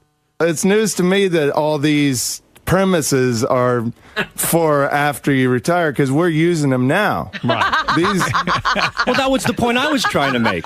That was the point you were trying to make. Well, the present premises are for now, but the premises after you retire are for later. What? So there are premises. Premises will be written after you retire. That's what I would try to say, that once you retire, we're going to compile a list of premises and put together possibly. That's not what you said. I know. Well, that's where I fucked up. You really did, man. I mean, what happened to you in there? Story of my life. Well, did you hear the clip played back, with the clip that Howard played about what you said at the meet and greet? I put my fingers in my ears. I refused to listen. I just went, boo. But how did you find out about what you had said? And did you realize what was going to happen once Howard heard that clip? No, I had no idea. Because you're going to blame the alcohol? No, I mean, I was drunk, but I didn't put it together properly. That was the problem right there. I totally screwed up on how without sounding like my apology, how I presented what I wanted to say. And it was just messed up. What were you trying to say? The same thing I told Howard. What I was trying to say is that a lot of people asking me, what are you going to do once the show is over? What are you guys going to do? We really don't know. But a thought was that we could come out eventually with a prank call CD where we would put together a whole bunch of premises and whatnot and ideas, and we'd put them into gear, and then we'd make this CD. But you said you were working on, you said you had premises already. Right, and that's where Which I thought sounded very shady. I agree. No, I'm being serious. I agree with you 100%. I don't know if you're using shady based on last week, what Howard said. No, it's just shady, based on shady. What? I had a cough. So anyway. It did come across as shady, Sal. I agree 100%, but it's quite obvious and quite apparent that everything that I do, as we all know, as I work here, we're constantly thinking, we constantly have a think tank going. As a matter of fact, I was just applying a premise today with Richard Christie. We just did another Tradio prank call that we were in the process of doing. That's why I was a little late here. So yes, after the show's over, we have to come up with premises and then come up with a prank call. I should have said it that way, but I made it seem like I'm doing it at the moment, which makes no mistake. It makes no sense because I'm here for another 4.5 years. But what did you mean when you said I'm saving some premises for when Howard retires? What he said was he's personally working on premises. Personally working on premises. Right. Thank you. For original prank calls after the Howard Stern show. So yeah. How would you interpret that? Exactly how I said it. No, how would you interpret it if you heard it? I would interpret it the same way you did. Right. Like it sounds like it's present day. It didn't. You basically said I've got stuff. That's what it sounded like. That's why Howard got upset. And I don't blame him. And I would be upset too. John, do you have the other line? Sorry, but the thing is, what was the other line that he had? You need some water? Are you all right? Here? No, I'm okay. Yeah, I do need some water. That's one of his premises, a cough prank call. Well, I like it when they were called ideas or notions. Well, Sal did say he misquoted himself. And then later... This is the one I want to hear. He said, the present premises are for now, but the premises after Howard retires are for later. That's exactly it. What's there not to understand? Everything. Explain that sentence. The first problem is you're asking me to explain stuff that I said. Half of the time I don't know what the hell I'm talking about. That's the mistake right there. You were in deep backpedaling stockbroker mode when Howard got you on the ropes. I really wasn't, because I knew it was being taped. I knew it was an open forum. I have nothing to hide. I just didn't present it properly. I could possibly not be doing something where I'm saving great ideas. Every idea I have, I present to the show. But we did have the discussion, Richard and I, that after the show's over, we will be writing and putting together, hopefully, a prank call CD. When you said it that night, did it even click in your head? Or, not one bit. So when you heard it this morning, you were like, holy shit. When Howard said Sal did this, did you say to yourself, I wonder what it was I said? Absolutely. And I'm still thinking, I'm like, I have no idea what I said. And your buddy over there said it was news to him that you're holding on to these premises because you're using them every day. Right. Were you trying to defend your pal there? Did you realize like how deep the pool he was in and how he was kind of trying to tread water and get out of it? Or did you realize what he had said, or were you all messed up too at this I thing? did, and I just let him say it. I don't want to be like a parent and say, Sal, you're not saying the right things. You're all messed up. I just let him say what he says, and then we explain it later. But we work on premises, and the next day we do the calls. We had a premise yesterday for a call, and we were just working on it now. Hey, so. Gary, how did this end up as part of the show? Like, someone sent it to us. So did they notice that? Like, no, they totally noticed it. Somebody said, somebody sent it and said, go to 318, and you'll hear Sal say he's saving ideas for after Howard retires. Did you realize at all before this came up that you had misquoted yourself? Not one bit. Not one bit. Because there was no reason for me to be upset. I had no problem. I came to work with a clear conscience. So this was a total surprise. Ignorance is bliss. No, ignorance is not bliss. I wasn't being ignorant. I befuddled my words, so to speak.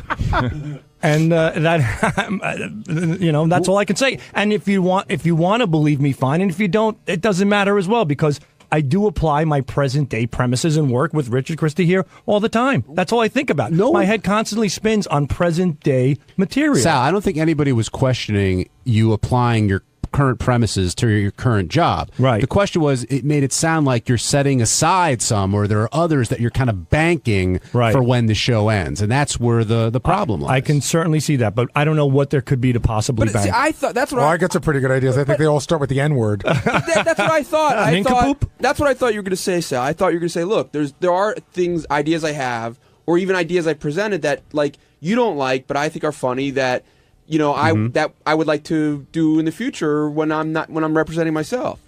That would be a great answer, but unfortunately I'm not smart enough to think that far out and be that specific with things. I got to tell you the love between Richard and Sal. Richard walks into my office and he goes, "This is all news to me." And I said, "You got to go in." And he goes, "I don't want to throw Sal under the bus." I go, "He's running over you with the fucking bus right now. You got to get in there." Like he was throwing you under the bus. I wasn't throwing him under the bus. You were taking him down. It made it sound like both of you were saving these premises. Well, we are a team. Anything we do together. So if he said that and Howard took it and get yelled at and you walked in and you got yelled at, would you just take it because you're a team? Well, yeah. I mean, he misspoke. Sal does that pretty often, and I'll take anything for Sal. Robert in Texas, you're on the wrap-up show. Hey, how y'all doing? Hey, I just want to point out, Sal knows exactly what he's doing. And it's like every time he gets busted now, he plays a stupid card, and it's getting really old. He knows exactly what he's saying. Nobody could be that dumb. All right. Well, thank you, sir. Isn't that the part where you go, I could be that dumb? No, that's a compliment. I'm not that dumb. Usually you get you're a dummy. This guy's saying I'm not that dumb. So he's saying that you're evil and shady. Whatever. Anybody can make their own conclusion. That's fine by me. I could care less. Joe in Carolina, welcome to the wrap-up show. Hey, guys, I got two questions. First one is, do you guys think that Sal is truly shady or just stupid or maybe a combination of the two?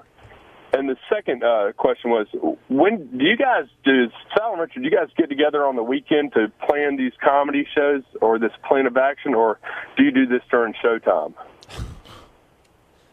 Plan what? Like the appearances? No, people. Yeah, No, people usually email us, and yeah, we set it up on the weekends. And did you use congressional? But do you think that?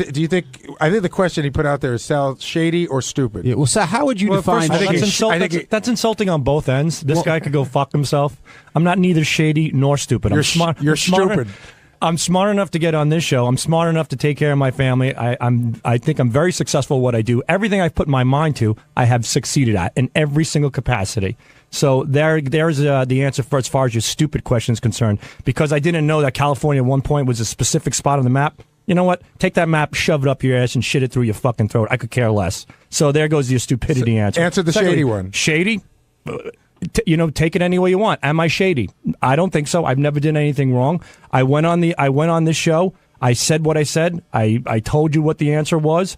I have a clear conscience because I did nothing wrong. I'm obviously here for 4.5 years, and everything I do, I apply to the show. And Gary, I would hope Gary, out of all people, knows that. He knows how determined I am to do the best that I can for the show. And that's my answer. And that's that. You've never done anything wrong? Who hasn't? You just said you've never done anything wrong. As far as this, as far as that show was related and what I said in a context to putting premises together today for 4.5 years, no.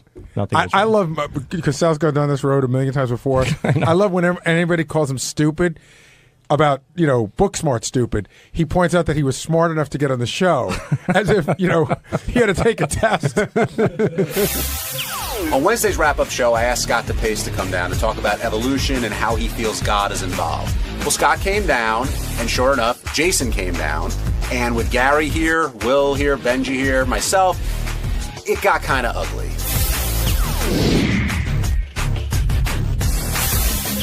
Of course, I can't forget Scott DePace saying he believes in evolution as long as God is involved somehow. But that's not possible, right? You're either a creationist or you believe in evolution. Is there a middle ground? Yeah, for sure. What is it?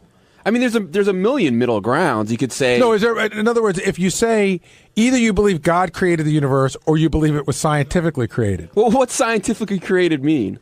There's no scientist that will say what the creation is. They'll say from Big Bang onward.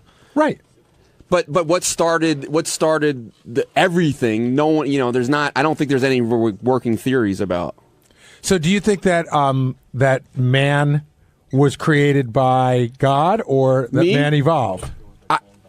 I think I could understand someone believing both. I don't have any. I asked what you thought. I don't have a definite belief. I'm really into the Sumerian belief that aliens came down and genetically changed apes. All right, Scott, big vortex. Scott. Yes. Okay, so you believe Sumerian? You believe in evolution, but you also believe that God had something. I was confused by your explanation.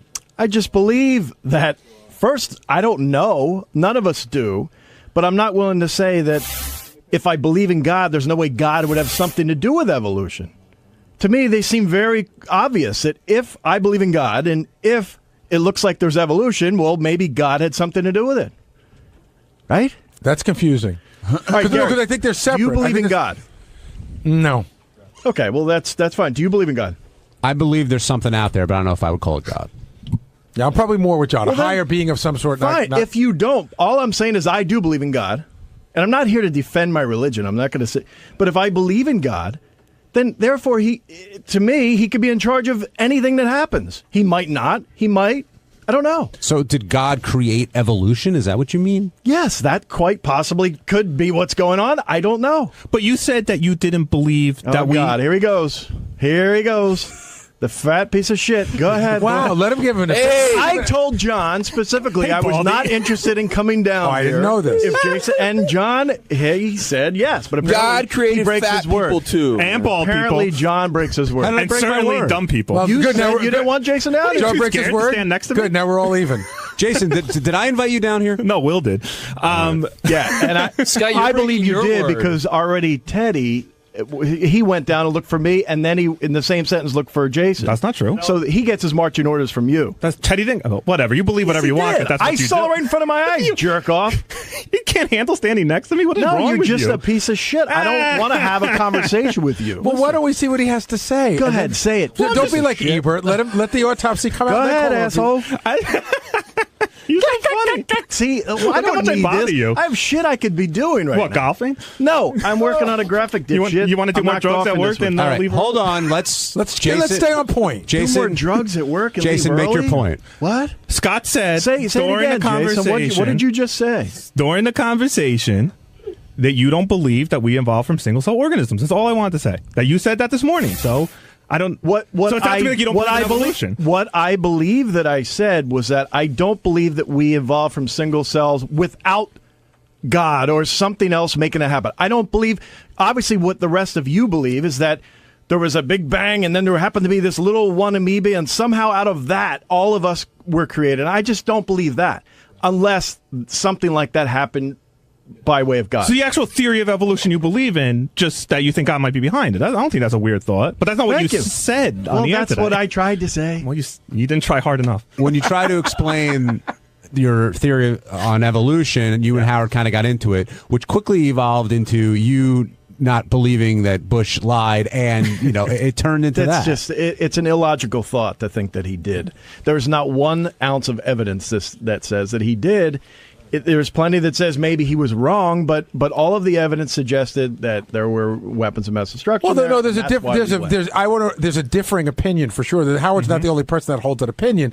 They're all illogical. But that's you talking. That doesn't make you saying they're illogical doesn't make it a fact. It means you disagree. It's illogical through a political bias, is what it is. You guys want to believe that he's some monster, that he went there just so we can die, have our soldiers killed, and steal oil. Well, you shouldn't say illogical. You should say I don't believe it. No, it's illogical. And you don't see it through a political prism? It's illogical. It is. But God There's is logical. not 1 ounce of evidence that someone could point to that he has profited from this. That it's just crazy. But there's tons of evidence for God. Tons. It's called overwhelming faith, jerk off. Will in Rochester, you're on the wrap-up show. Hey, guys. Scott, I'm right on with you on some things, but when you defend George Bush, you sound like such a dummy. Oh, and you sound so intelligent. I'm not. I'm Good. really not. Then but, shut up. But so witty. One of the things that Howard needs to get in line with is I'm in the education field, and the reason a lot of younger people, like the girls, the ages of these girls in the Miss USA, is the scientific community is moving away from traditional Darwinism and evolution as we would have known it when we were younger. So even a lot of atheists, like Christopher Hitchens, have come out and admitted that it looks like there might be some form of intelligent design. Not necessarily God, but there's something there. So a lot of younger people are being taught alternatives to evolution, and I think maybe that's where the confusion lies. I think a lot of younger people are being taught alternatives because I think that the religious right has a stronghold and is insistent that both sides be taught. But according to Scott's opinion, he's not offering an alternative to evolution. He's saying that evolution is what it is, but it might have been started by God. So that's two different things. Of course there's evolution. Look at Gary. Wow. Well, clearly you're not the funny one. Listen, bald, dumb, and funny is no way to go through life. Ow! Oh, I'm trying to put my pants on. I got to laugh out of Will. He was fucking dead silence in the room. Will seems like he wants to be on the side here, but listen, there's plenty of evidence that says that's illogical. What you just said. Totally. There's no evidence that Will wants to be on anybody's side. It's illogical. I've seen his face. If anything, he should want to be on your side. You drive him to golf. I drive him to golf. Yeah, you guys go. You're his golf buddy. He and I don't hang out. We're neighbors. He gives you video caddy plugs on the wrap. Hey, Scott, do you believe in Why am I here, Scott? I'm not like. You mean on Earth? God. Do you believe in a heaven and a hell? Do you have a belief in that? You mean on Earth? See, here's the funny thing. I didn't pick a fight with you. You're fighting with him, and then all of a sudden you just wheeled around and lashed out at me. I was discussing with you. I was not arguing with you. You just fucking hit me in the head for no good reason. Wow, so of course I'm going to come sounds back. like someone sensitive. God, I've been taking shots from all you guys. I say one little thing, and suddenly now you're. I had a discussion with you. I go, how do you feel about that? Why do you feel that way? I wasn't hitting you. Hold on, I want to cut to the root of a bigger problem here. First Gary, and then to Scott, then to the biggest first problem Scott. Hold on. Why I come on this show? Why does Jason get under your skin so much? Because I don't like him. I understand nothing about him. There are a lot of people that you don't like. I'm not you that you just don't like, but we coexist. We get along. We work together. There is not one part of him that I find appealing that I could. That's not true. I have a list of 3 things that I could be. Well, yeah, I made those up for the air. That I could be friends with him about. I hate from his laugh to his self to his just everything about him is revolting. Did I miss something? Because weren't you guys friends there for a little bit? No, that was me trying to put and then what happened after that? And then he is continually an asshole, so I just, that's it. It's so funny. I really hardly ever think of Scott. You are so consumed with me. I'm not. Dude, you don't hate exactly. The only time I think of you is here. I don't have these kind of feelings towards you. These intense feelings of hatred. Why are you so passionate about me? Because obviously I'm a lot more likable than you are. Scott, I'm not joking around. I'm being serious. As someone that believes in God, do you at all look at Jason and say, wow, I That's should the I have only some reason love I for try to him. get There's Yeah. like God created him. We're all made in God's image, including me. I don't think Did you God are. create Jason? I don't think so. God created me That's evolution. to put me on gone Earth wrong. to fuck with you. And that's what I don't get, Yes, Scott. you're very 'cause funny. You're a reasonably intelligent guy. Okay, I'm very intelligent, John. You're a reasonably intelligent Very guy. intelligent. Okay, Very. you know Better than you. You know My Jason. IQ was higher than yours. Yeah, you've proven yourself over Yeah. the time. But anyway, Yeah. you know Jason's sole purpose is to tweak you and get under your skin and piss you off and interrupt and all the stuff that he's doing. And yet you're not evolved enough, if that's the right word, to block him out and move on. It's like walking into like a burning house. Like you don't like doing it, so why do it? Why am I coming in here for no fucking reason? You've been saying it for the last 20 minutes. I wanted you in here because I wanted you to clarify what you said about evolution today and the argument you had with Howard. Plain and simple. And I told you I was willing to do that, but I don't want fat fuck here. I'm not going to said okay. No, I'm not going to prove You said okay. No, I said I'm you not. said okay. I'm not a. You've broken your word. No. Now, He said, according to you Gary, said, Will was in the room. You said if Jason comes in, I'm just going to scream into his mic the whole time. No, which what would have I been said was hilarious I to did not see. That's want why we him- wanted Is that him what you in said? here. Come down here. Yeah, of course. So you owe me an apology. No, that's not true. Will was there. He was in the room. I said I do not want him in there, and then I said, then- realizing you would go back on your word, I said, and if he realizing, does, but I didn't. You did. No, Will. I don't think he You meant. did. But I don't think it was like it was posed that way. It wasn't. Well, you know what? You're not me. You don't know. I did ask a straight question, and you said okay, and I said, and if he does come down, I'm going to make sure he can't be heard. You know what's awesome? The back of your head gets as red as the front of your head when you get mad. This guy's going to put you I thought through that maybe there'd be a difference between the back bald and the front bald, but it's all the That's same real bald. problem. And Go you ahead, gear you up to gotta call me fat work again. With someone and, What's the real problem? That you can't do what you really want to do? yeah, I just sometimes I wish I was like 8 and I could just fucking. Well, you act like it. You want to whine and cry again some more on the air? Come on, Gary, stop being so mean to me. I like that I'm on your rider, by the way. Oh, I don't do radio shows where Jason shows up. I mean, look how obsessed with me you are. I don't care if you're down I'll here. invite Jason to my house one time, and I'll It's give funny. you the heads up. I'm ignoring him right now, and it's good. I don't even understand. I don't even hear what he's saying really. I just hear the big fat mouth going, blah, blah, blah, blah, blah, blah, and nothing's really. It's perfect. Keep going. I want to ask you one last question. I'm not being inflammatory. I swear to God. No, Gary, don't talk to me. I'm not being. When you leave here, do you, when you get in your car, do you find this upsetting, or are you able to just sort of put it behind you? Yeah, no, this sort of does set me back for like a half hour until I get, back into Jersey, and then I make my way onto the golf course, and then I go. He's called me screaming from the car before, like continuing conversation. Oh, God, you have 12 years ago. You've done it was it. a political argument, jerk off. So another thing. I thought you were man enough to have a discussion. I didn't hang up on you. I had the discussion. No, you Yes. cried to Howard the next day. No, I told him saying that it was I'm funny. that I'm bothering you and you can't get work done. Oh, Howard, Jason wrote something mean about me on the PDT. Dude, go on some more. My son's How many seen it. pills you? Man, you must be on a double dose of pills today, aren't you? You're really. I get my fucking- pills from the same guy you do. Yeah. What do you? You're just fueling his fire. Don't you know that?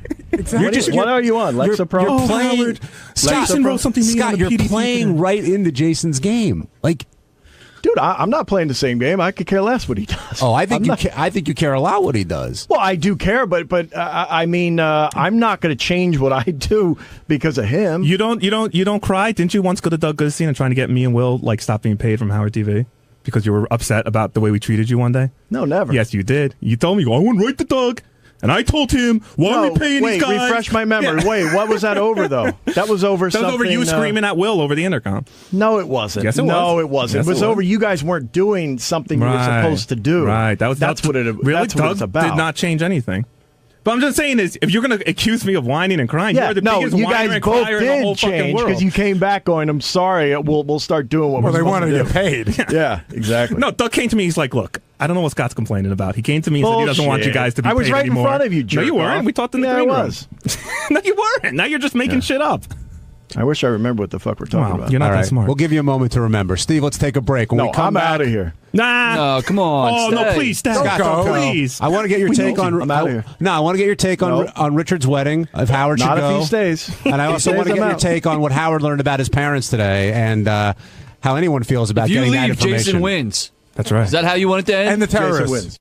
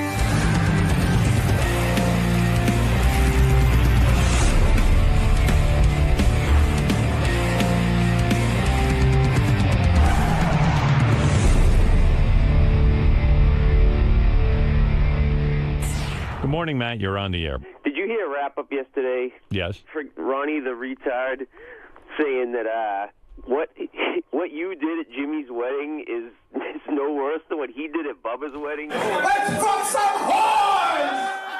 Ronnie, for some reason, is obsessed with me, and well, not for some reason. He's obsessed with me because he sees I'm successful and stuff, and he wants to be me. And he was on the wrap-up show yesterday. I should play you the clip. It's so funny. Ronnie's talking about when he was at Bubba's wedding, how it's the same thing. Like people pushed him up there, and if you remember at Bubba's wedding, Ronnie got up there and started yelling out, "Let's fuck some whores," while little children are in the room. Right. So he's saying, well, it's no different than Howard going up at Jimmy's wedding and dancing with Jimmy. First of all, it's completely different. Number one, you're not me. That's number one. It's a huge difference. Number two, I didn't go up and start yelling in front of children to go, let's fuck some whores. I did something that was humorous and something in keeping with the tone of the wedding. And Bubba was pissed at him for that. Of course he was. And Jimmy was grateful that I got him out of that. It was at the very end of his first dance, and no one knew how to end it. So how is it alike? It seems like the outcome was all different. He's out of his fucking mind. Ronnie has real perception problems, but you got to love it. Makes the show funny, but let me see if I can find wrap up. I think it's Gary page 2. Don't ask what's going on with these pages. I should get paid a lot of money just for remembering what's on what page. Let's see. Here. Hey, Howard. Here, I'll play it. I'll come right back to you, Matt. Here, let's listen. Ronnie, you're another one who gets accused of being, the life of the party, not always in the best way. I know. And I think if I would have done something like that. By the way, this is calm Ronnie. Like Ronnie not trying to yell. And it's even more disturbing than crazy Ronnie. That I probably would have caught shit this morning first thing. Well, I think the difference is that Howard and Jimmy are good friends. Hey, I was good friends with Bubba, too, Well, there's a difference between a harmless joke and what you admit that what you were doing at that wedding was out of control. No? Yeah, I guess. Well, I was dancing. I hate to spell it out for Ronnie, but people get a lot more excited about seeing me than they do Ronnie. Well, Ronnie thinks he's you. Yeah. I did the same thing. I got up there and I said, let's fuck some whores, and it killed. Everybody loved it. He really did. He really does think that he killed. Yeah, he really knows how to read a room, Ronnie. Wasn't I? No, when you were screaming. Oh, yeah, okay. But I had the dancing on his mind. Wait, but somebody put me up to it, just like supposedly somebody pushed Howard into doing that. You think it's fair to compare the way you behaved at Bubba's wedding to the way Howard behaved at Jimmy's wedding? No, but it's the same type of thing where he cut in on a dance, didn't he? Yeah, he did. All right. And to dance with a guy. Yeah. Well, he didn't Don't you think that was cute? He didn't cut in on a dance. He cut in on the dance. Yeah. Right. At That's the what end I mean. of the dance, yes. Yeah, but could you imagine, for some stupid reason. Yeah, if you did it, it probably would have tanked. You're right. Yeah, at Jimmy's wedding. Yeah, I can imagine Ronnie doing that. And after Ronnie wedding. But that's the problem with Ronnie hanging around with me. Once he sees me do something, he tries to do it, but it always goes wrong. I was invited to that wedding, and I did that. And he was there. Yeah, it would have tanked. Well, your relationship with Jimmy is different than Howard's relationship. I'm not saying that. If it was the same type of relationship. Because you're so bent out of shape. I'm not bent. Why am I bent out of shape? Oh, my God, he's here. I wasn't. What do you mean I was trying to imitate you? You're never going to. What are you, crazy? Because I did it way before you would ever do anything like that. What are you talking about? You rationalize. I'm not rationalizing anything. You rationalize your bad behavior. John sticks a fucking knife in your back and he asks you a question. I answer it, and I knew I would get fucking hammered this morning. Well, Ronnie, how could you say that this... I'm not talking to you, okay? I'm talking to Howard. You're not talking to anyone. You're just yelling. No, because I'm jealous. Because I knew right away that I would get this shit this morning. Well, why do you bring me up with your idiotic behavior? He asked me a question. It's completely different. You're the one, it always gets brought up because you do stupid things at weddings or whatever. You do. Okay. Ronnie, but I've done that. I've done that for years. It's not like I'm imitating you. That's my point. You rationalize. Oh, you've always been stupid, is what Yeah, that's right, Robin. I've always been stupid. He's been the jackass moron at every fucking wedding. Okay, fine. Way before me. I'm glad. Well, all of a sudden you decided to have a good time. Thank you. Oh my goodness! What are you saying? I've been having Ronnie? a good time for years. You haven't. Ronnie, even Sal knows that there's a difference, I think, and he's a real buffoon. Dude, you know what? Who's a bigger buffoon, I Ronnie or wasn't Sal? comparing it to Jimmy's wedding. I think Ronnie is, because Ronnie thinks, like, let's fuck some whores is the same thing as As cutting in on a dance. Yeah. I love the comparison. Yeah. Somehow I get. All right. And you're worried about people stabbing you in the back. Every chance you get, you're like, Howard did it. Howard went That's up there. not what I said. That's what you just said. I just played exactly what you said. I said if I would have done that, I would have got hammered for it. Yes, you would have, because it's inappropriate for you to be doing that. Yeah, but at I Jimmy's wouldn't have done wedding. it if I was, for some reason I was there. I wouldn't have done it at his wedding. I don't hardly know the guy. Who knows what you would have done at his wedding? Please stop it. Would you have shaved the Batman mustache for his wedding? Dude, what do you have? What are you doing this morning? What are you breaking my balls for? You got nothing else to do? Apologize to Jimmy for What am breaking in on the dance. I should apologize to Jim. That's right. All right. I'm sorry, Jimmy. And by the way, can I say something on a different topic? This isn't about Ronnie. But yesterday on the wrap-up, so I also heard like Scott DePace and Gary and everyone debating whether or not I hit the ball on the golf course 300 yards. Howard, I have my doubts on that. Well, let me tell you something. I wouldn't know 300 yards from 100 yards on a golf course. Jimmy wrote me a fucking email from his honeymoon yesterday and said not only did the golf pro tell him, and he'll sign an affidavit and take a lie detector test, and what do I care if you believe me or not? Not only did I hit it 300 yards once, it wasn't like it was once, I might have done it 5 times. That video definitely wasn't 300 yards. I don't know if that was the 300-yard shot, but it was at least 200 yards. And the pro came over and verified it. It's not. Listen, I don't know anything about golf, and I'm sorry to all you fuckheads who go out on the course every single day attempting to play golf, and you can't get it right. And I just go out there for the first time and slam the motherfucking ball 300 yards. I'm sorry for you, and I know that hurts, and I know that's painful for you, but the game ain't that fucking hard. At least the drive ain't. If you had a club your size, I guarantee you would have hit it like Yeah. You're like a real life Happy Gilmore. I was hunched over like Nosferatu. You'll hit a hole in one at every In fact, when somebody told me that you could keep the tee out of the ground, like keep it sticking up, I hit the ball even further. And I'm sorry for you guys that you fucking play every week trying to get good at it.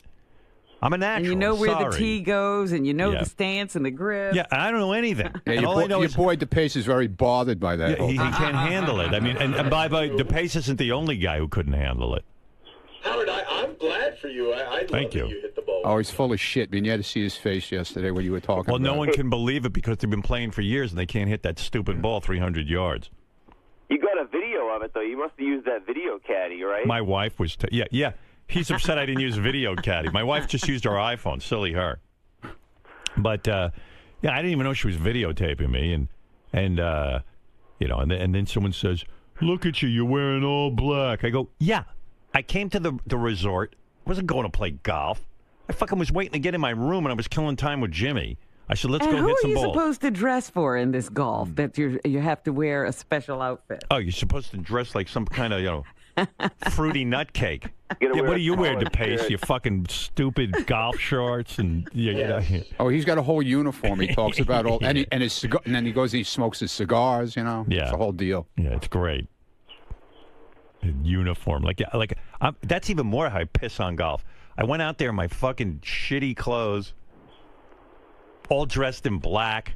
Do you really need special clothes for this? Evidently, my special clothes, people ought to switch to what I'm wearing because I know how to hit the ball. If anybody wants some golf lessons, I'm now teaching.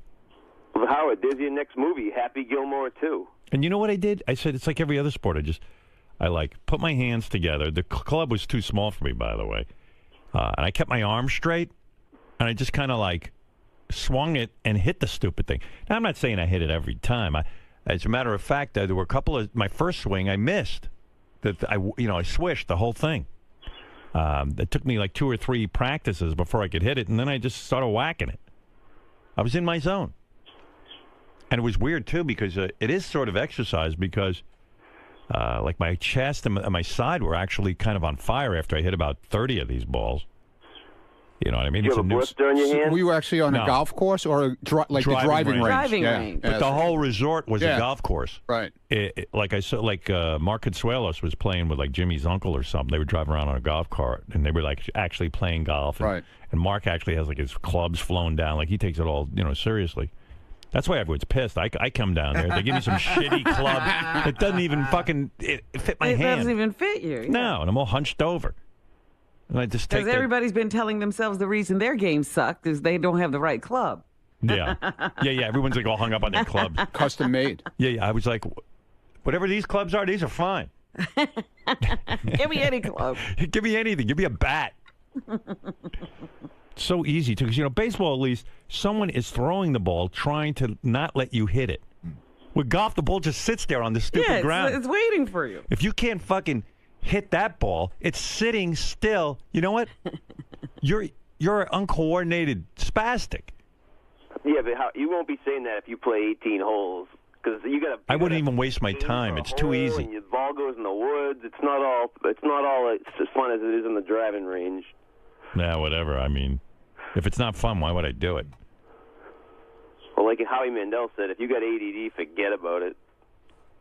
Yeah, anyway. I'm just busting balls. I know golf's hard, but I really did. I have beginner's luck. What can I tell you? And it's just bothering everybody. Everyone just can't handle it. But Jimmy is willing to sign an affidavit. Now I got to go draw up an affidavit.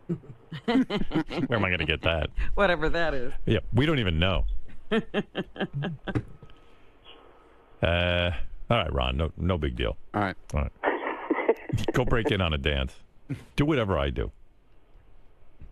There goes Ronnie, the limo driver. Still has the Batman mustache. It looks great. Mr. Munn? Yeah. Seems like this is sort of a cycle with you and Howard. I mean, you do something, he reprimands you, you get upset, you sort of come back here and sulk for a bit, and then it kind of... What do you mean sulk? What am I sulking about? I'm not sulking about it. He criticized your behavior and the way you sort of handle yourself at weddings. Yeah, okay. Yeah, so? What's your problem with that? Where are you at in this cycle? Where are you at in this process? What do you mean? Is this the sulking part? No, I'm not sulking. I have a new man in town who took over for me. I've been quiet at things. We have John Lieberman now who takes over for me. He's the maniac at weddings and dances and parties and whatever. So you've been affected by Howard's criticism of your behavior. It's changed the way your thought process, and you maybe have a little talk. No, I still have a good time. I still have a good fucking time. By the way, for all of you negative people out there, I just want to say something. George Zimmerman has been out for 2 days, and he hasn't killed one black child yet. Just so you know. For all of you who said he would, there you go. I can't believe that fucker got away with that thing, man. I well, a juror is talking, and I'm fascinated to hear what she says. Apparently, I was listening to her, and she believed a scenario, I guess, that was put forward by the defense. That, yes, George Zimmerman went too far because he followed Trayvon and got out of his car and that whole thing. But then she says Trayvon then decided that he was not going to be intimidated by George Zimmerman, and he got into a fight with an armed man. George Zimmerman never should have gotten out of his car. George Zimmerman never should have been following this kid. The kid wasn't doing anything suspicious. It's ridiculous. They still haven't established what it was that was so suspicious.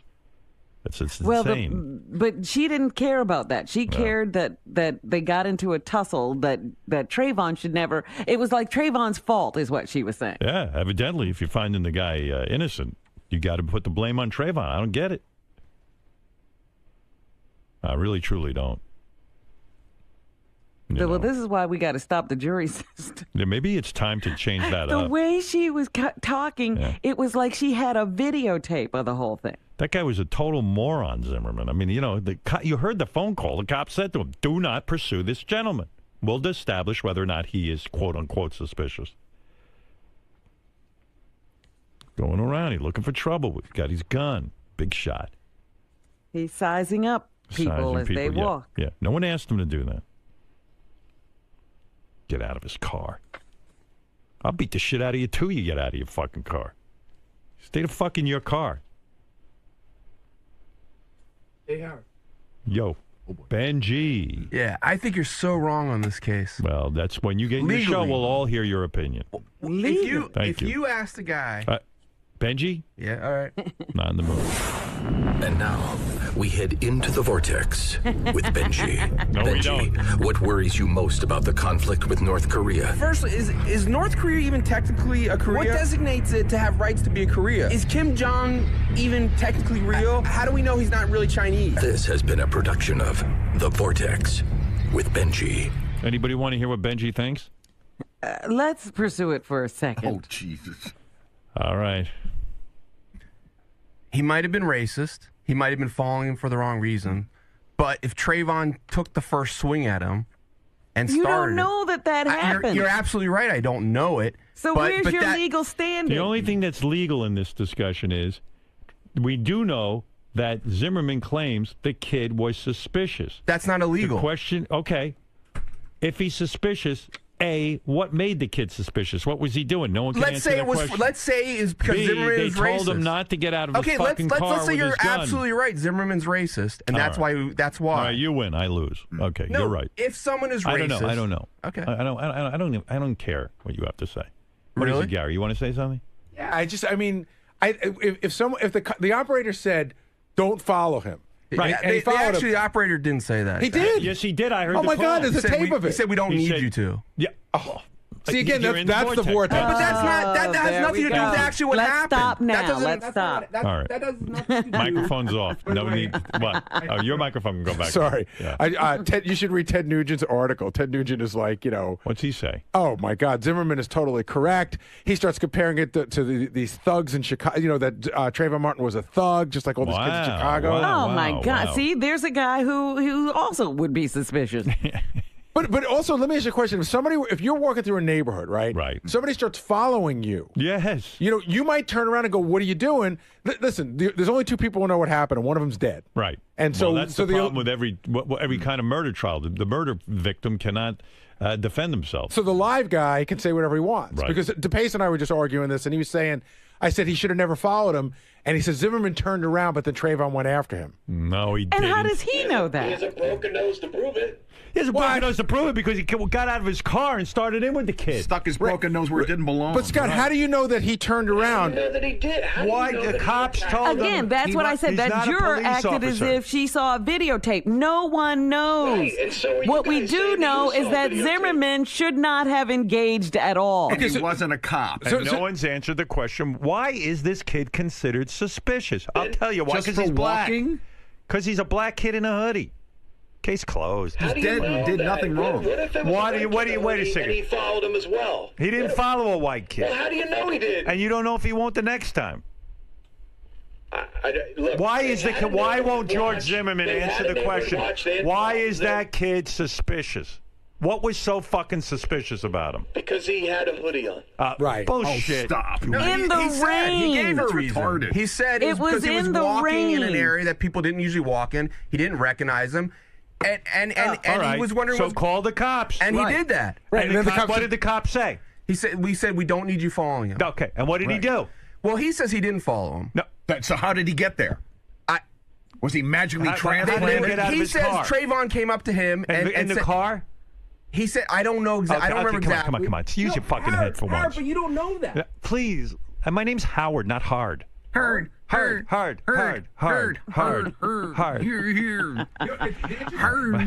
I keep getting my microphone turned off. I didn't do anything. When I turn off his mic, I turn off yours. But it's interesting. One way or the other, you have to give one person or the other the benefit. You know why I love this show? I can turn people's mics off. And, that's another thing. My psychiatrist was working on with me yesterday. I'm so upset that I can't control the world. You know what I mean? I can't control people. I can't control what and I can't accept it. And the one place I can control everything and shut down guys like Benji is right here. That's why this is why I am linked to this show. I always wonder. Say something, Benji. Go ahead. If George... See? Boom. Done. That's how the world should be for me. I wonder what your life would be like if you didn't have this radio show, because it gives you... Be miserable. No, it gives you an outlet to do things like, in other words, what would you do if you were a regular working guy and you had to listen Had to to people, deal with Benji. or you had to just do, like I don't know. I can't deal with any because reality. because in your position on the show you get to deal with people the way you That's want why to. America's Got Talent is so hard for me. I can't believe I got to sit and listen to these other three judges. I can't even believe it. But don't you think a show with one judge would be boring? Yes, but I can't even believe they even pay attention to those other three. I'm not good with people. And listening to Benji is like listening to nails on a chalkboard. Hard. Hard. Hard. When did you do your name change? Hard. You know what it is? Because it's hard for him to get through to me. He calls me hard.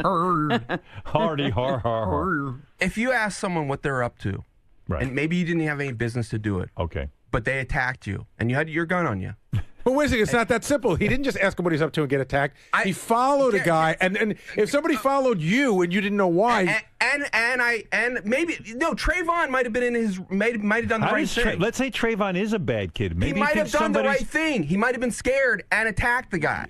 Right. But neither might have known what was going on. If someone attacks you and you have a gun, he might end up shooting you. This guy was in a car, Benji. How did Trayvon get him out of the car? Trayvon didn't do anything. Let's say that was a mistake. Trayvon didn't do anything where he deserved to be. George Zimmerman will tell you. I agree with you. He can't tell you why the kid was suspicious. I agree with you. But if someone attacked you, thank you for agreeing with me. Okay, he agrees.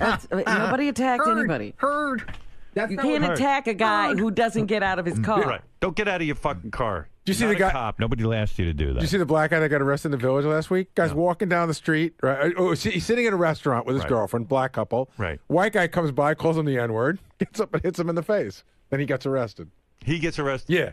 Wow. That N-word. Well, it isn't illegal to say. No, that it's not. N-word. But it's hard to. It would be hard for me to just sit there. Yeah, me too. Especially in front of your girlfriend. I've been called the N-word several times. Me too. Yeah. I know. I really was. I have been. No, I was too. Yeah, I'm being serious. And it's very difficult to take. I'm a white guy, and it's hard to take. I don't know if I ever told you, I had a minor fender bender on 55th Street like 10 years ago, and this black guy gets out of the car, and we start arguing because he's the one who hit me. He broke my mirror. And he goes, he got so mad. He goes, "You greasy motherfuckers are all the same." And he got back in his car, and I go, I wonder what he thinks I am. Does he think I'm a greasy Italian, a greasy Cuban? Like, I spent the whole car ride home trying to figure out what he thought I was. Which greasy kind were you? Have you been called the N-word because people think you're black? Yes. Once when I was in Uniondale, it was at night, and I was walking by, and they told me to stay out of their neighborhood. Oh, my goodness. A white guy told you to stay out of their neighborhood? It was dark, but he did. He thought I was black. You got thrown out of a white neighborhood for being black. I got thrown out of my own white neighborhood. Right. Wow. See, you're suspicious. But I'll tell you, to this day, I still wonder what that guy thought I was. All I know is I was a greasy motherfucker. Give it up, Gary. A lot of people are confused as to what Gary is. Well, you were from day one. I was. I wasn't even sure what I was hiring.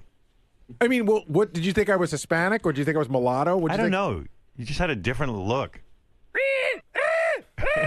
is that? But I still am endlessly fascinated with this idea of labeling people. Well, what do you mean you're fascinated with the labeling? Well, I never looked at you and said, "I wonder what he is." Oh, Howard did. I did. But that's my point. I'm fascinated by it. That never occurs to me. No, well, you're the one. You never looked at Gary and said, "I wonder what he is." No. But, I would wonder if I hear an accent. Oh, I wonder where that accent is from. That's what I'm saying. I mean, I looked at him. I was like, I don't know what this is. And you're not kidding, by the way, because I've listened to my first day on the show many times. Yeah. And you, like the fifth question you asked me is, what are you? What are we dealing with? All right, I got to take a break. Strange. All right, we'll be back right after these words. Gary, the conflicting opinions on the staff surrounding the Trayvon Martin case seem to stem from respect for the process versus what common logic tells you. I mean, do you understand sort of where Benji or DePace is coming from? Well, I hear what they're saying. I just don't agree with it. Can you have it both ways is what I'm asking, because the process... Well, I understand the process, but there's a guy who killed another guy, so he can tell whatever story he wants. Now, he may be telling the truth. I'm not saying just because the other guy's dead, he's not telling the truth. But there's a couple of elements in there Howard brought it up. Why are you following this guy? What is it that he did wrong? But more importantly, the 911 operator says, "Sir, we strongly suggest you don't follow him." And he decided, like, no, I'm going to do what I want to do. And he put himself in a situation he shouldn't have been in. And I think of it having a kid, around that age makes me look at it a different way. What if my son was walking through a neighborhood where he was deemed to be out of place, and somebody took it upon themselves to follow him, and what if it turned into something like that? It's devastating. Do you think this speaks to the fact that it's a flawed system, that in situations like this where all logic tells you that this guy was out of line? I think that neighborhood watches, people in neighborhood watches shouldn't carry guns. If you want to have a neighborhood watch, say I'm looking at something, I saw a guy, I call the police. Why he's running around with a gun makes no fucking sense to me. I know you mentioned being a father, but do you also think about the time when you were young, walking through a dark neighborhood where someone thought perhaps you were a different race? Well, yeah. Just because you have logic and you're walking through an area doesn't mean everybody that's there has logic, and so you have to be careful. Scott? Yes, that's me. Joining the long list of political controversy is the Trayvon Martin case. Who's controversy? Well, you find yourself right smack in the middle of another debate where you're at odds with Howard and the majority of the crew. What are they not seeing, in your opinion? That the fact that in this country you're innocent until proven guilty. So, as Gary says, two people have an opinion there, and one of them can't speak because he's dead. Well, I'm sorry, but the way our justice system is set up is that you need to prove that Zimmerman is guilty. And to me, it seems that there are some damning evidence, but there also is facts that he's got a broken nose and a cut to his forehead and a tape that pretty much says that he was on the ground being beaten by the other guy. So, to me, it's pretty clear. Even with the fact that Benji has aligned with you, and does that? Benji is a smart guy. Yeah, I align myself a lot with Benji.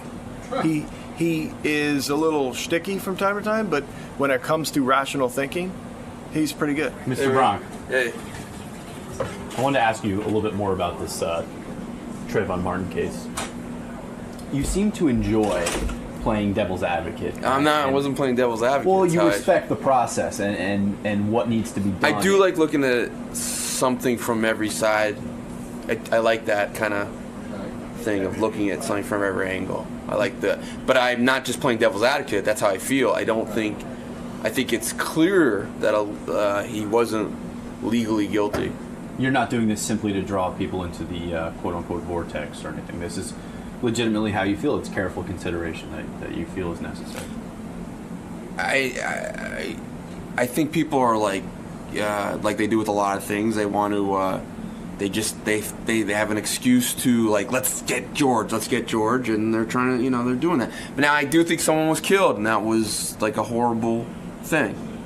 So, I think it's bad that someone was killed, and they're very well may have been no reason for it. I mean, look at your hat. It's a little bit crooked. It's a little bit urban looking.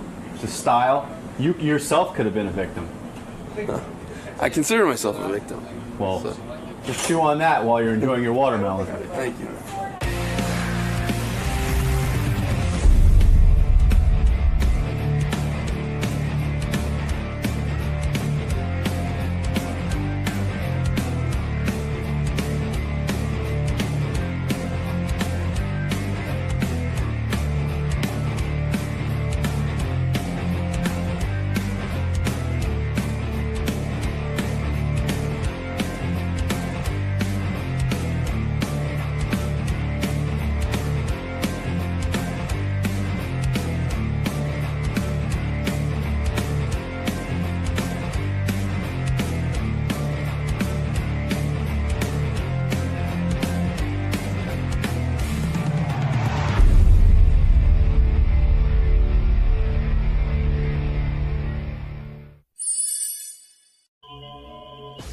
Sees Mad Money.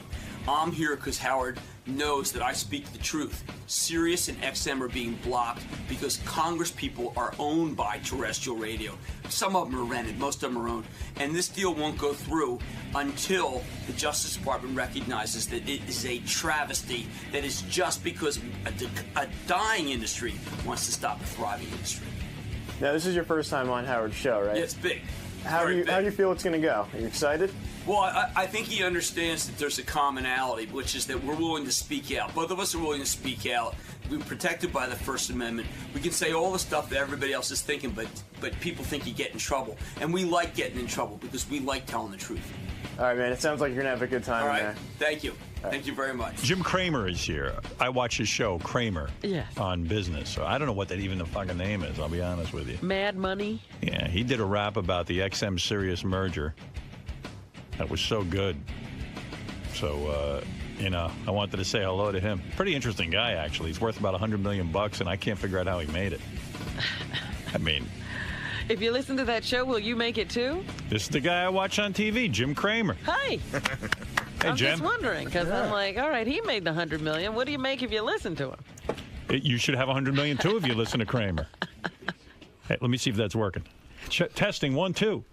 5, 4, 3, 2, 1. Yep, you're on, man. Excellent. Take Wow. a seat. Hey, take a seat. Okay. How are you? Oh, couldn't be better, thank you. How about you? Yeah, good. I heard your rap on. Is the show called Cramer on Business? It's Mad Money. Okay. Mad Money. I don't know. I watched the show. I just don't know what the hell it's called. Yeah, it's just it's a crazy show about what should be talked about in business, not the Dow Jones average. Well, I played your rap not once but twice when you talked about the XM Sirius merger.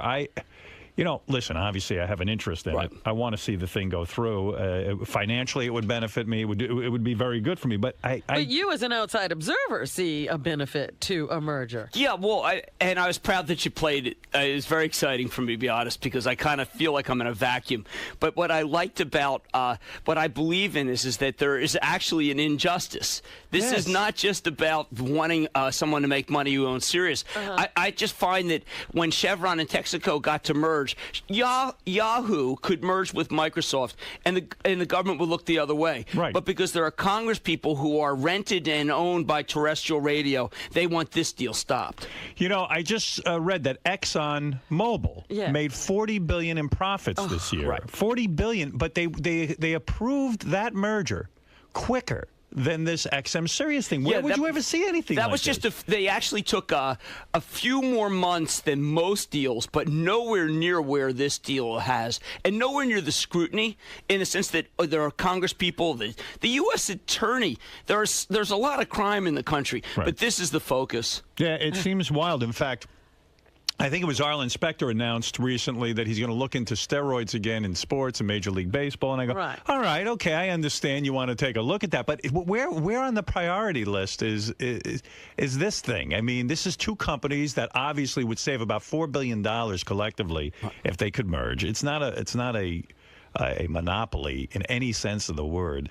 And yet they can't, even if it's a negative ruling. Where's the ruling already? You made a great comment. You said that the Department of Justice under George Bush, if a leaf blows into their window, they sign it. In other words, Bush was always for big business and making sure that the business environment is a strong and healthy one. And yet here they're just turning a blind eye to this merger. There are unbelievable mergers in the country. For instance, there's two major washer and dryer companies, and everybody's got to buy a washer and dryer. And it's really the little guy gets hurt if there's price increases. Whirlpool and Maytag, no hearings, nothing. Nothing, I mean, right? The two biggest brand names, boom, they're one. You go into Costco, you go into a Best Buy, any of the major hardware stores, and the prices all went up.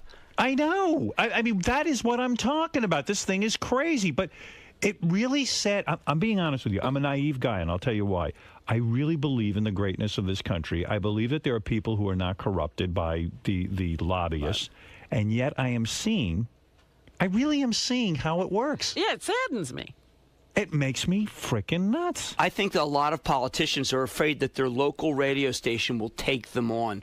There really is kind of the one thing that radio has gotten together on is stopping you and killing you. And they feel like that both guys will go under if they can fight it long enough because the companies are losing money. Right. Let me ask you something and talk straight with me. Is this partially, and maybe this is my massive ego, is this partially because I'm so hated?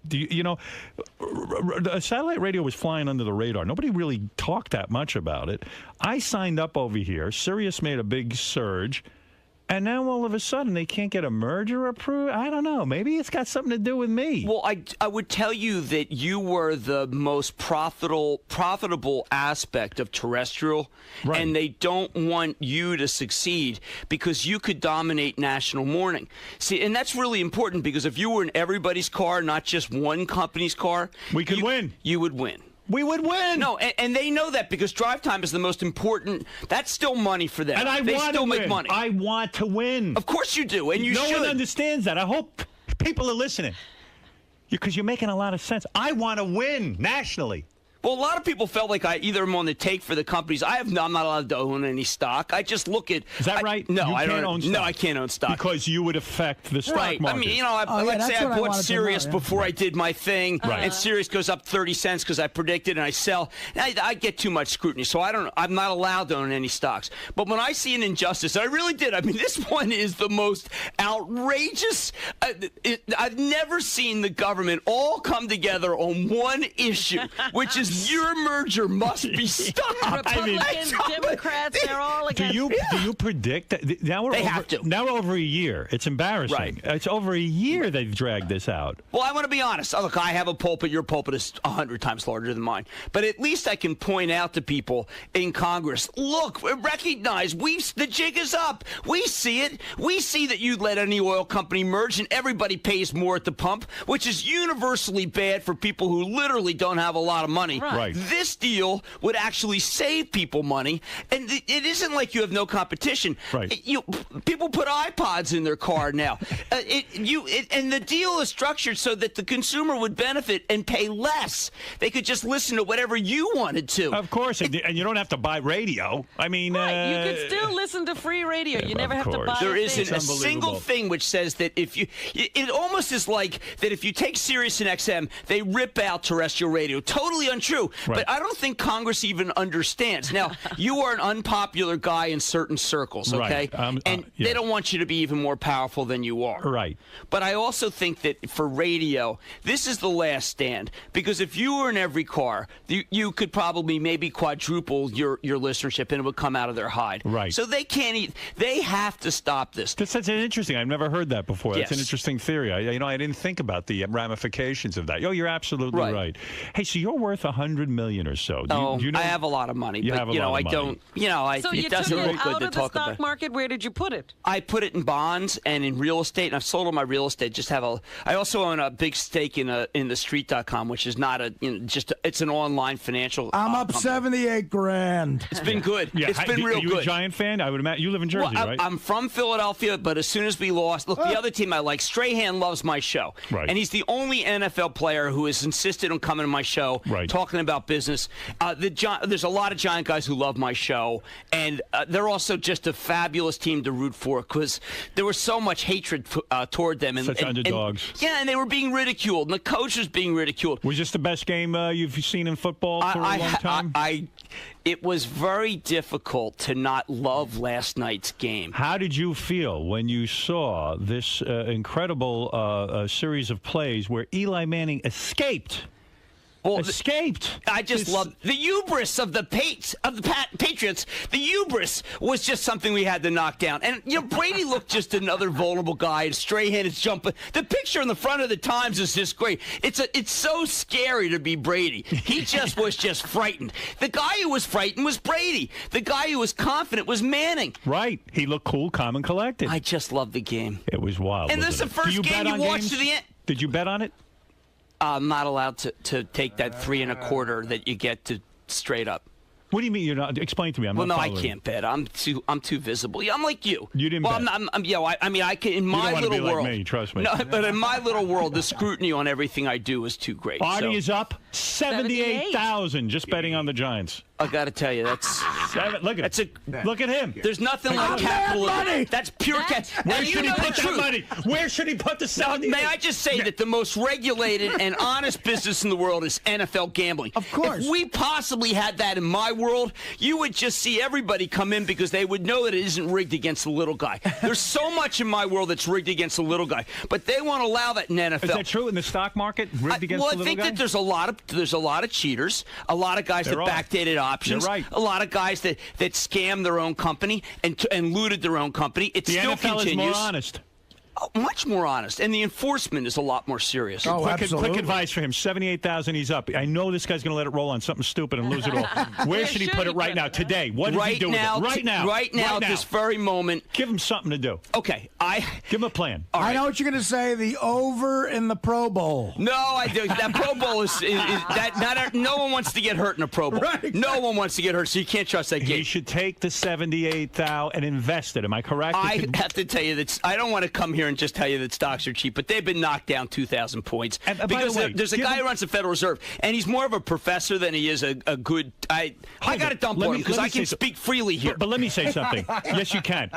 Give this guy an aggressive thing to do with the 78,000, even a high give risk, him like a jolt, a giant because return, because he'll just throw it out action, anyway. yeah. So he you're needs saying action. the stocks are viable now. I want you to buy all these companies that are involved with housing because housing's coming. Now, I'm the only guy in America who thinks that everyone thinks that house prices are going down. Housing is coming back? By the end of the year, housing will be up because these guys are building 1/4 the number of homes. The government is flooding us with money. Mortgage rates have come down unbelievably. Is there a high return if he takes this risk? I think a gigantic return right now. So if he took 78,000, what companies should he go with? I think you could go with Hudson City Bank Corp, which is a local bank. Put it on Hudson City Bank. You're saying Corp. buy another house. Black and Decker. Decker. As soon as you get 600 smackers, you'll go buy a chainsaw, fix your own house I'm up. glad you're here today. Artie, look at me. Look at me. I'm doing I'm writing it down. You got to write it down. I'm going to do an intervention right now. Let me do an I intervention. got to get the 78 G's from the landscaper. You won $78,000. I don't have nice. Go ahead, All right, listen to me. That's good money. It's very good money. If you took it and let it roll on Black and Decker. Yeah.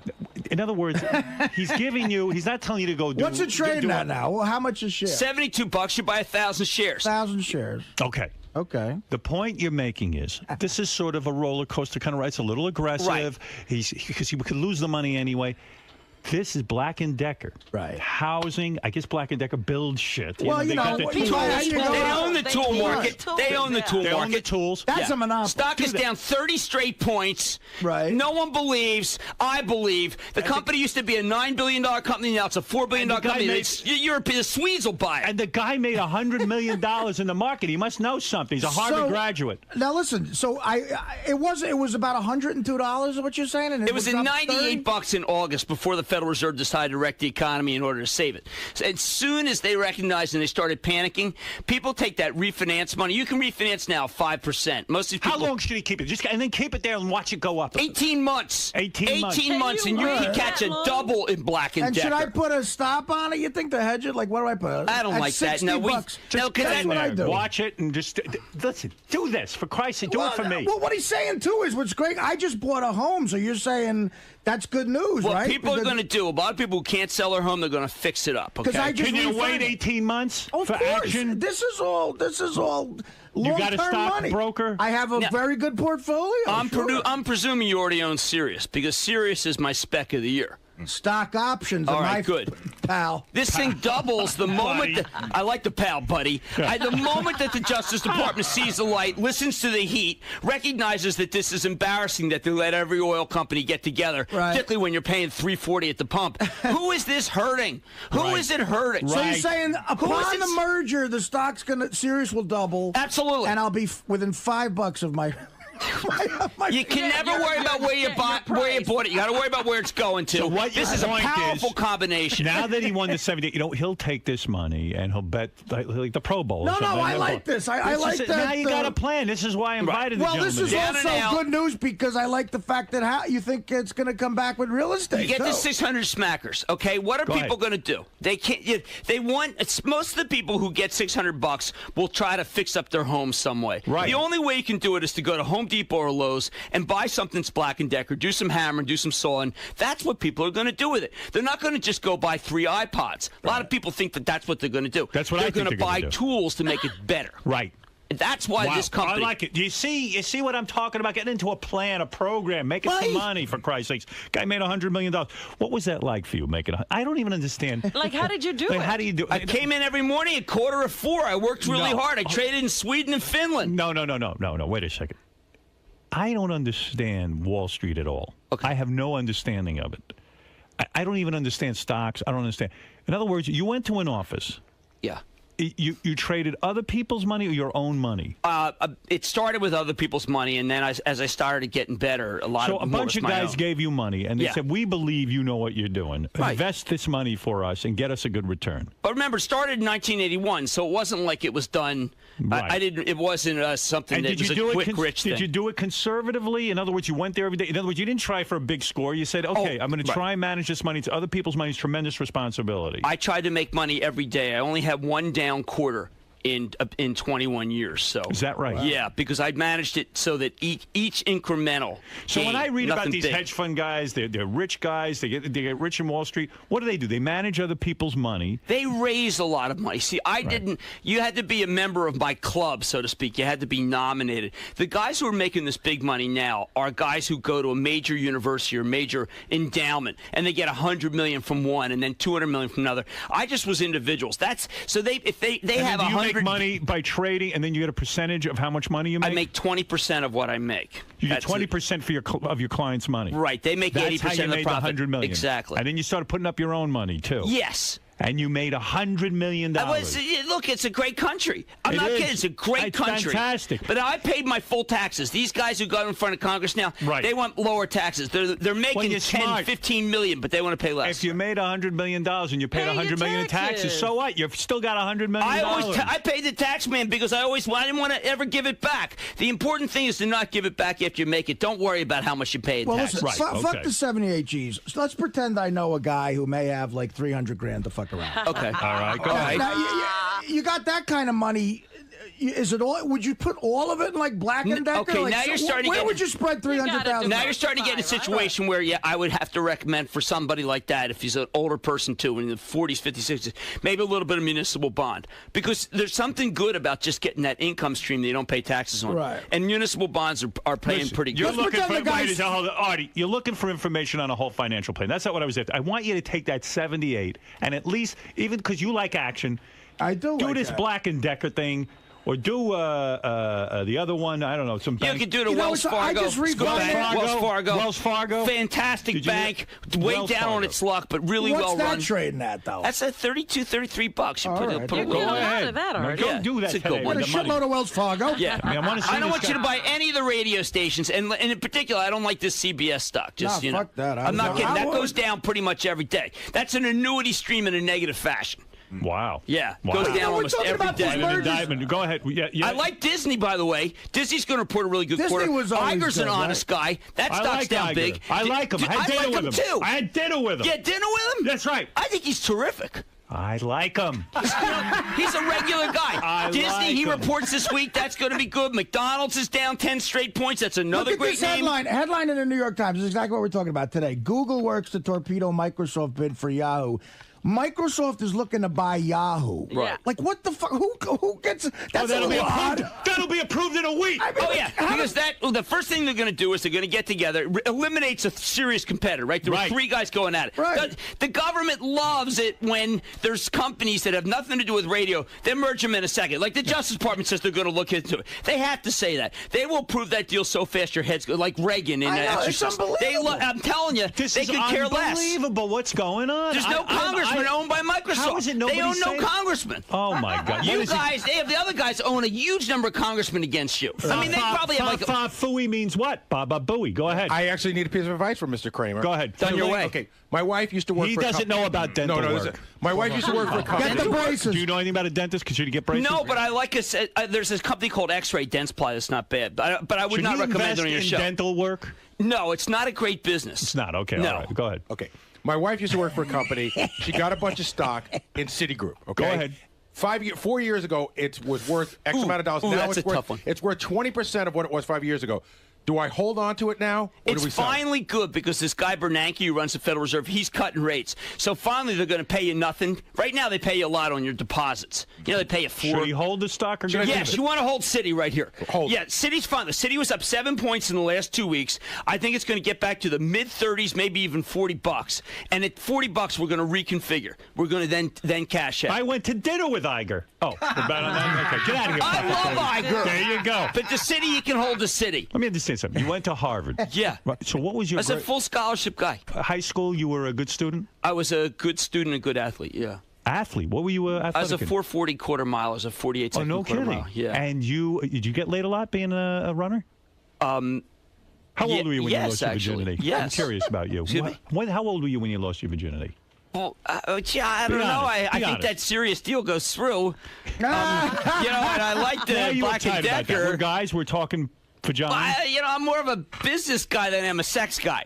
Never mind what year you lost Don't your virginity. pretend they're different. When did you make your first million? When did you become a millionaire? How old were you? I was 31. Most money you ever made in a year? Well, it's interesting. I made 450, but I lost 325. So You you made had to net it out. personally 450 No, for million? me, the most I ever made in a year was 21. 21 million in a year. At 20 million. Very yeah. nice. It was a good year, and that's when I retired. Cause like John Elway, like Brett would have if he had made it all the way. You probably got laid in high school if you were a track star and you got into Harvard. I mean, that's impressive. I did well in every field of endeavor. I would imagine women found that attractive. Well, I was a bit of a geek, though. I was trying to get the scholarship. You know, the scholarship mattered a lot to me in order to be able to pay. I see. So it didn't happen to you till in college? Well, the same. I had a girlfriend from Bosch. Did you marry your college sweetheart? or No, I something did like that? not. You did not? No, I did not. So you got a girlfriend in college? Yeah, I was not. I didn't have that girl? fidelity. I didn't have the fidelity, like Fidelity Fund, like Fidelity Did Fund. you lose your virginity to a Harvard girl? No, I didn't. I had a feel. I thought we were going to go there because it's so. Why not? Stock market that it makes so much sense to talk about that. No, but you got out of college. You became a journalist. Is that correct? I covered. I went to Tallahassee.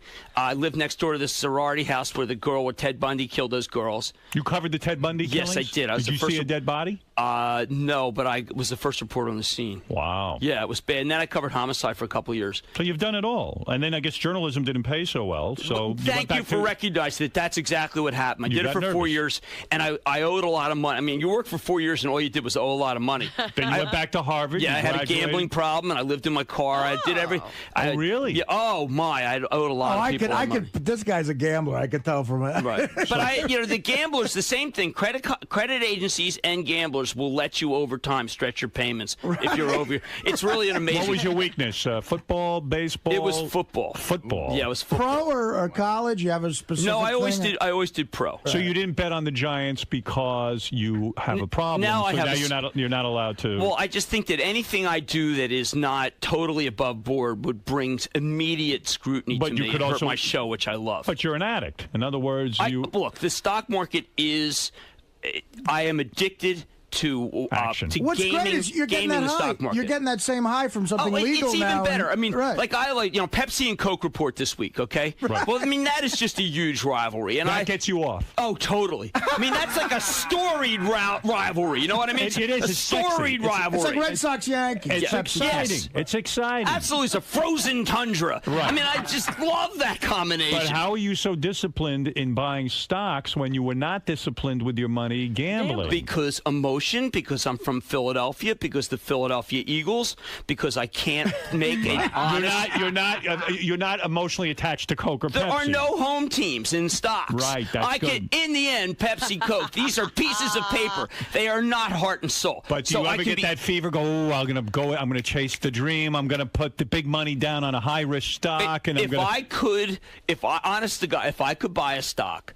And I would, yours is $3 with a total call on the idea that someone in the government is going to be mortified if we keep the pressure on. Because if we tell them that there were more hearings on this than there were on the Iraq War, that's what I'm saying. Don't you think at a certain point that people say, what are our congressmen wasting their time? This is a good combination. I can get football and baseball on the same thing, which is what everybody wants. Face it. We all want Major League Football, and we all want baseball. You want it on the same platform. We want it one place, and we don't want to have our car company tell us what we have either.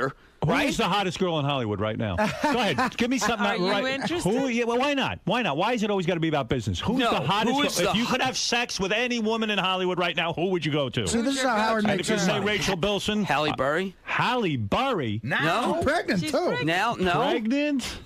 Scarlett Johansson, I like. All right, okay, all right. I'm not going to give you Keira Knightley. Jennifer Connelly, she lives in Brooklyn. She's hot. Right, and she lives in Brooklyn. Yeah. That's not bad. Age appropriate kind of thing. Exactly. That's right, Has kids in school. Kids do well. You go back to school after being a journalist. You go back to Harvard. You get a law degree. Right. Rudy Giuliani turns you down. You wanted to work for him. Yes. As a... I wanted to be a prosecutor. You wanted to be a prosecutor. Your grades weren't high enough? You were a Harvard graduate. I had a couple of Bs. He said, I don't need anybody with Bs. Why did you get Bs? Because there's a lot of I love the corporate courses. I love corporate finance. I love tax. Anything involving business. But there were a lot of other courses. Isn't it funny? The guy with the greatest grades isn't always the greatest attorney. You might have been great for him. Giuliani thought I would have been. In retrospect, he realized I could have been. And I interviewed with Romney, too. You did? He turned you down? He didn't want you No, he was saying, listen, 18-hour days, 7 days a week. Did a lot of there was a lot of math to his interview. He asked me about a lot of present value questions, and I was fine on it. But then in the end, he goes, look, you have to devote your life to me. And I didn't really want to devote my life to Romney. I want to thank you for supporting this merger. And I'll tell you why. Forget it. Let's say I wasn't involved. This is a travesty. This really is a travesty. And you wonder how many things that we aren't interested in are bought and sold like this all the time. You're absolutely right. This is an injustice. It's an injustice. I'm not kidding. What is it that I'm not tracking? Because I'm aware of XM and Sirius. What is it I'm not tracking that these guys are up to every single day? And who's getting paid out? And why can't there just be an honest decision made whether these two companies can merge? I think that you are not in a position to influence a local congressional election. Right. I think the local radio guys have somehow made it so that they believe, the congressmen believe, that their names will never be mentioned on local radio again if they vote for this deal. I think it's different than that. I think it's much more devious. And maybe I'm wrong. I don't know. But I think what's going on here is that there's many lobbyists out there, and they say to these guys, these congressmen, they say to them, listen, when you get out of being in office, you want to come speak to the NAB for a couple of $100,000. You want to come. You want a radio show. You want access to the media. Do you want favorable media? You're something. You're right. That's more sophisticated than the analysis I was offering. I don't know. Because Maybe it's absolutely both. true that they need airtime, and I think that they're worried. Now, see, the real investigation should be the link between terrestrial radio and the Congress people. Why the heck are they stopping this? Because they never come out and say it. They always say it's for the good of the American people. It's clearly not for the good of the American people. How could it possibly be for the good of American people to have two companies? Absolutely. Right. You've hit it right on the head. Come on. We all see the scam here. First of all, Jim Cramer, I should mention, I didn't even mention this, his show Mad Money is weeknights 6 and 11 on CNBC. Yeah. Thank you. The CNBC hires lots of hot chicks to be on the channel. We have a lot of very intelligent women and men. Fox does it. Right. MSNBC does it. CNBC does it. They hire hot women. Who is the hottest woman on your channel? Oh, man. Go ahead. Come All on. women are beautiful. No. All women are beautiful. Ed, you're yes, on. Yes, I love women. Hey. You're talking to the man who loves women more than you. I love women. The idea of discrimination on the idea of one or two characteristics seems false to me. What do you think of Robin's weight loss? Nice. How does Robin, he stand up. My weight Stand up. weight Come loss? on. Show him. Show me something. Stand. What please. am I supposed to show Look. you? Whoa. Oh, doctor. Ed, you're on the air. Ed, go ahead. Hey, yes. Hey, Howard, how you doing? I'm good. Hey, Jim, have you ever nailed that piece of ass, Erin Burnett? Come on. Erin is a good friend of mine. We were out on Friday. I love her, and I think she's really smart. I think she's just one of the great stars we have. Come on, she's the same numbskull. I call her wonderful and fabulous every day on my show. So how I have to She stipulate. said the word shit on the air the other day. No, she said SH and then IT. Was that wrong or right? I'm not a big on a regular station, not a paid station. I think it's a problematic thing to curse. She called the president a monkey. He's still the president of the United States. Wrong or right? Wrong or right? Come on. I think let's go. that was it. Call the president. I wasn't happy with that, but I know she is. She's trying to have a little fun. She's making a little difference. It's not something I would say, but she said it. She works incredibly hard. She's brilliant. She's really one of the great people that at the network. She's Sounds fabulous. like someone has a crush. Well, I love her. Okay, I love her, and she knows I love her. How long have you been married? 20 years. 20 years. Is it still hot? No, no. No, it doesn't have that characteristic Boredom anymore. has set in? Well, no. A little more than that. A little more in terms of the separation. You're separated? Oh. Well, it's kind of. I've talked about it before. It's not an easy topic. Oh, I didn't know. I had no idea. Hit the It's end not of an the easy road. topic. Maybe if she had a stock ticker coming out of her ass. She's an unbelievably great woman, and we worked together for years and years. And you're separated? When did this happen? You're going to have to split up the $100 It's been for a while. She's fabulous. Prenup? Willingly, You got a prenup? Willingly, I will. You will. Willingly. You will give him $50 million. Absolutely. She helped every single step of the way. We worked together. There is no one more deserving of something. No, I'm not even. It's unquestionable. What will it feel like to write a $50 million check? Good. Good? Yeah. You say good? Yeah. Good. Deserves every bit of it. When did this happen? I don't know. I don't. It's been a while. We're very quiet about it. She's just great. I saw her on 60 Minutes. She was standing right at your side. We're very quiet about it. Will this ruin your show? Will it affect your show? When I got my divorce, they said it will ruin the show. Can it ruin you? I think that we talk every day, and we love our kids, and So who you dating, pal? Oh, well, that's a little private. Wait That's a second. Private. That's private. Look at you. That's private. Midlife crisis? Lifelong crisis. This is a crisis. I've never seen it when it wasn't a crisis. Let's face it, 20 years you were married. All of a sudden, Still the Kramer married. show Still takes married. off on CNBC. Still married. And the women suddenly look at you in a different light. What happened? They looked at me that I was crazy, and everyone knows that I'm crazy, Was there and an I don't affair? even mind. Was there an affair? No, it's just that, we just. You met someone, didn't you? Yeah, no, it's just that I really loved my work. I think I did a lot of. I'm not this kidding. is I did a lot of. PR. No, everybody knows that I kind of went overboard about my work, and it was not. I held out for 20 would admit years it too, myself. but I would admit that I have not been. I don't think I was. By no How means. young is the poontang that you are now getting? No, Come on, geez. let's be Oh, honest. come Kramer on poontang. No, Kramer on Exxon. Come on. No, Kramer on Chevron. Kramer not unless it has a stock symbol. You're I'm having not a in love nervous with breakdown. it. Oh, jeez. Well, Jim, as an Eagles fan, are you still There you go. Are you still haunted by Lawrence Taylor sacking Ron Jaworski every fucking week they play? I have to admit that I hate. Look, Carl Banks, Leonard Marshall, Lawrence Taylor, total heroes Wilbur of mine. Montgomery, Ron Jaworski. Are you dating someone? Pussies. Harold Carmichael. Pussies. Come on, be honest. Be honest. Hey.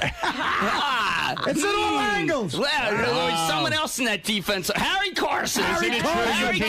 Isn't it true you keep a state-by-state age of consent chart in your pocket? So I have every company memorized by state. That's been my strong Robin, what do you suit. think happened here? The man got very famous. Oh, jeez. I don't think your timeline is correct. He's been famous for quite a while. He's been doing the show for quite a while. Thank you. Thank you for that timeline. You look thin. Is it a real life Kramer versus Kramer we're looking at? No, it's a consensual Kramer. Oh, yeah. Ooh. He was with a K. I'm with a C. Look at you. Yeah. There's a lot more to you than I know. Now, what about that beautiful place in Jersey? I saw it on 60 Minutes, a farm, a whole thing. Is that gone? Oh. You're going to move to the city, aren't you? No, it's that was not that. Backflip pad. I didn't. That was and that ended up not with me. You're in Jersey. You gotta come to my kickoff This is party. my I'm in your favorite place, neighborhood. That's your favorite place, and you don't have it. No, but it's okay. It's okay because it's No, just it's not. property. You look it's just like property. you No. look like you're going to throw up. I know. It was very difficult. difficult. I bet. You had horses, you had all things. So what you're saying is your wife was there at 5 a.m. every day trading in Sweden with you and working. I will say absolutely she was Really? for many years, and she was Harvard girl? fabulous. Not a Harvard girl. No, Stony Brook. Fabulous. not bad Started school. as a clerk, worked her way up, did a fantastic job, was my partner for many years. All right, so she you're was very the head honorable. trader. There is no doubt in my mind that in 1998, when my firm was in bad trouble, she came back from after having 2 kids, sat there, and on the big days of the year, got me out of the jam. I have nothing but unbelievably positive things to say about what she did. Good woman. Fabulous I have woman. nothing negative to say about her. Fabulous. She's your friend. She's my friend. Go ahead. Yes, Fafafui. I didn't see the 60 Minutes piece, but Lisa G said she saw it. She said that they sort of say in the piece that you're a terror to work for. Do you think you're a terror to work for? I always I use using a Stalin model. Stalin, yeah. I said that you had to give me 6 out of 7 days genocide? a week. Well, listen. The deal was I He's would make you managing- rich if you work with me, but it wouldn't be fun. Right. Oh, Because hey. he takes his responsibility seriously. Right. Yeah, it's people's money you're talking about. Howard's the direct opposite. You don't get rich, but you have a blast. That's right. Well, see, I'm smarter than I think people. I always just looked at I never looked at their resume. If they were team sports players, if they had a good attitude, they were in, and they could stay as long as they want. But most of the people left because they got rich and wanted to move on. Larry, you're on the air in Chicago. Watch Jim Cramer on Mad Money weeknights at 6 and 11 on CNBC. And Jim's book, Stay Mad for Life, is in stores now. We'll get to that in a second. But go ahead, Larry. Hi, Howard. I got a question for Mr. Kramer, and I got a question for you. All right, quickly. I'd like to, why don't can we find out the names of these Congress people that he's mentioning that are in the back pocket of terrestrial radio? It seems like all of them. There's a couple who have issued press No, you got to be specific here. I believe Conyers has taken some money from the terrestrial radio. I don't know about that, but I'm going to investigate. You do know that, Oh, Fred? yeah, absolutely. Clear Channel. Oh, Conyers, we exactly. talked about we him. talked about him. $10,000 in 2006. Absolutely. Yeah, I know. And That's for problematic. 10 grand. It's It's a shame how easily you could buy a congressman. You had a second question. Go ahead. Yeah, I'd like to ask you, Howard, if there is a merger between the two, are you still going to run those stupid commercials you've been running since you've been on the air? Or Yes, the talk stations do have commercials. That is true, but they try. Our commercials. Our commercials are very smart, by the way. Have you not heard the ball cleaning one? Yeah, I mean, this one keeps your penis and balls smelling fresh. It's no Doro, and I Nothing recommend it. stupid about that. There's nothing dumb about that. They do hate the fact that so much of your music does not have commercials because they feel the pressure to cut out their commercials. Yeah. So therefore, you make them less profitable. You know that's part of what this is all about. Right, and their advantage is that they're free and they're in every home. Right. They have nothing to worry about. If they put on good programming, they should have no problem. You will be in 16 million cars that are sold every year. That's right. If this deal goes through, they are petrified about They're that. pissing their pants. They also hate the fact that you have that option where you just give them your card and they just charge you a month. So no one ever feels like they're paying for it once they paid the first time. Right. And they know that, too. They know that, and they have said over and over again that this would not hurt them one bit, but it would kill them. Yeah. You know what they mean? They do both So sides. obviously there's competition. So how can they say it's a monopoly? Do you make radio better or worse for the American people? Let me think about it for a second. I don't want to answer frivolously. I was do very I make quick on the radio? jaw You here. answer too quick. Yeah. Do I make radio better or worse for the American people? Better. Thank you. Thank you. Thank you. Why don't we buy some congressmen? Let's get into the game. They know. And there's, why we're not. How much? But there's another thing going on here. See, they figure that if they can stall this thing long enough, both you guys will run out of money. And I'm not kidding. That's right. And you'll both go bankrupt. That's This right. is just, we look at their balance sheets, we see how much they're paying. Yes. If we can keep this deal in limbo for They're gonna another bankrupt- 18 months, you're going to run out of They're money. going to bankrupt companies that employ a lot of people. And people will be XM. out of jobs. Well, but remember, your competitor doesn't have the financing that you do. So they figure that one of these two will go out of business. Right. And the other one won't be able to pay your salary. They'll be able to have to lay off everybody. This is about taking jobs away from you guys and taking choice away from the American people, which is why it is a ridiculous travesty. It is pretty wild. Let me ask you about this book. This is a new book? Yeah. What will it help me get rich? This is a book for, a lot of people, they keep changing the law. It's about how to save with a 401k. It's about how to put money away for a 529. People should read this. A lot of people don't like to look at their finances. A lot of people are lazy about it, but then all of a sudden they reach a certain age and they go, shit, I don't have anything. Right, but it's just like I say you should give, when a kid gets born, you give them one share of stock so they get a little more familiar with the process. People need to know about this stuff, how to teach your kids how to work their money and do this kind of thing. Remember, a company used to take care of you, so you did need to know. Now companies have all phased it out. You got to do it yourself. They don't really give you any advice. It's very rapacious, so the book tries to answer that. One last prediction. When will we see the merger ruled on, favorably or unfavorably? I am predicting. Go ahead. I am predicting that this is a done deal by June, provided that you and I and a couple other people stand up and say this is the most ridiculous thing we've ever seen the government try to block. In 8 years, I've never seen them so vigilant about something. Yeah, well, it's great that you say, with me, they just going to say, oh, he works for Sirius. But the fact is you don't have a financial interest in this. No skin in the game other than just say, I cannot believe all the mergers that I have seen just been rubber stamped. And the level of scrutiny, the number of people, how many times are they going to call people to Washington? This is just, it is just crazy. You were a good guest. You didn't come out and tell us who you're dating. You didn't tell us when you lost your virginity, but you were a great guest anyway. Next time. Thank you very much. What happens first? You didn't even tell us how big your penis was? No, I didn't really go into the size issue. No. Which shows you that I have a decorum and I'm kind of like Bishop Tutu meets, like Dalai Lama. Osborne. Right? What happens first? The Eagles win their first Super Bowl or this merger? Oh, well, that's not even an issue. Jim Cramer. The merger going It through. better be the merger. Jim Cramer's on Mad Money. You should check him out. He really actually makes finance fun. It's a tough subject to kind of breathe some excitement into. Black and Decker, baby. Yeah, Black and Decker's Black going and Decker higher. for Artie. That goes Thank you higher. for that, and maybe I'll throw a few dollars that way myself.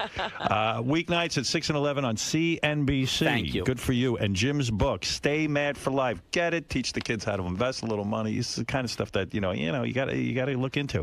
The book is called Stay Mad for Life, in stores now. Pleasure to see you. Pleasure to have you on the show. Thank you, Howard. Thank you. An honor, because you are. You're a great businessman besides being a great talent and someone I've always looked up to. And anyone who is at my companies knows that. Don't try to drive the stock up. Yep. Jim, thanks. Thank you, Howard. Thank you very much. Jim, how do you think it went there today? Oh my God! Well, it's just first of all, it's kind of a dream to be on this show, and this is one of the things that there was a big party for the Giants in town this morning, and I had to pass on it, and everyone knew, and probably half of them just said, "Oh my God, I got to now stay home and listen to you," rather than go to their own party, because this is a very big show in my town, very big show among my friends. Now, actually, by the way, just I would not even bother to tell them when I'm on half the other shows that I'm on, like that I'll go on a major network show, because everybody listens, and everybody listened, and everyone took the product. Everyone took Sirius when he left, so it just means a lot to me. So, Jim, you gave Artie some advice on what he should do with his Super Bowl winnings. Right. You think he's better off investing, like you said, or no, he is, and that's a gambling stock. again? That's a stock that I have spent a lot of time on. And the reason I gave it to him is that I think the expectations are so low that it's almost really hard to get hurt in that stock. And I really love management, so I'm very close to it. And final word, you're confident on the XM Sirius merger? No, absolutely. But a lot of it is just going to be because I'm nonstop on this. I am not going to let I am not going to let this deal not go through, because I cannot believe that justice, I cannot believe that Congress people are so interested in this. You know that there has to be a monetary reason, because it's certainly not for the benefit. It's the benefit of the consumers to have the deal go through. So I'm not stopping. I have no skin in the game other than the fact I can't stand the travesty. Just can't stand it. All right, Jim, thanks for stopping by. Thank you, guys. Artie, so are you going to invest your Super Bowl winnings like Kramer told you? Or advised you? I might. I don't know. We'll see. He's saying Black and Decker's the I may buy another thing. fucking house. If he says housing's coming back, I'll put a down payment on another fucking house. That's how fucking aggressive I am. Fuck him. I'm getting another couple of houses. Throw a few fucking families in there that are minority-type families and be a slumlord. Then resell it, put them out on the fucking street. Sounds like a plan. Blockbuster, gentrification, motherfuck it. Peace. Increase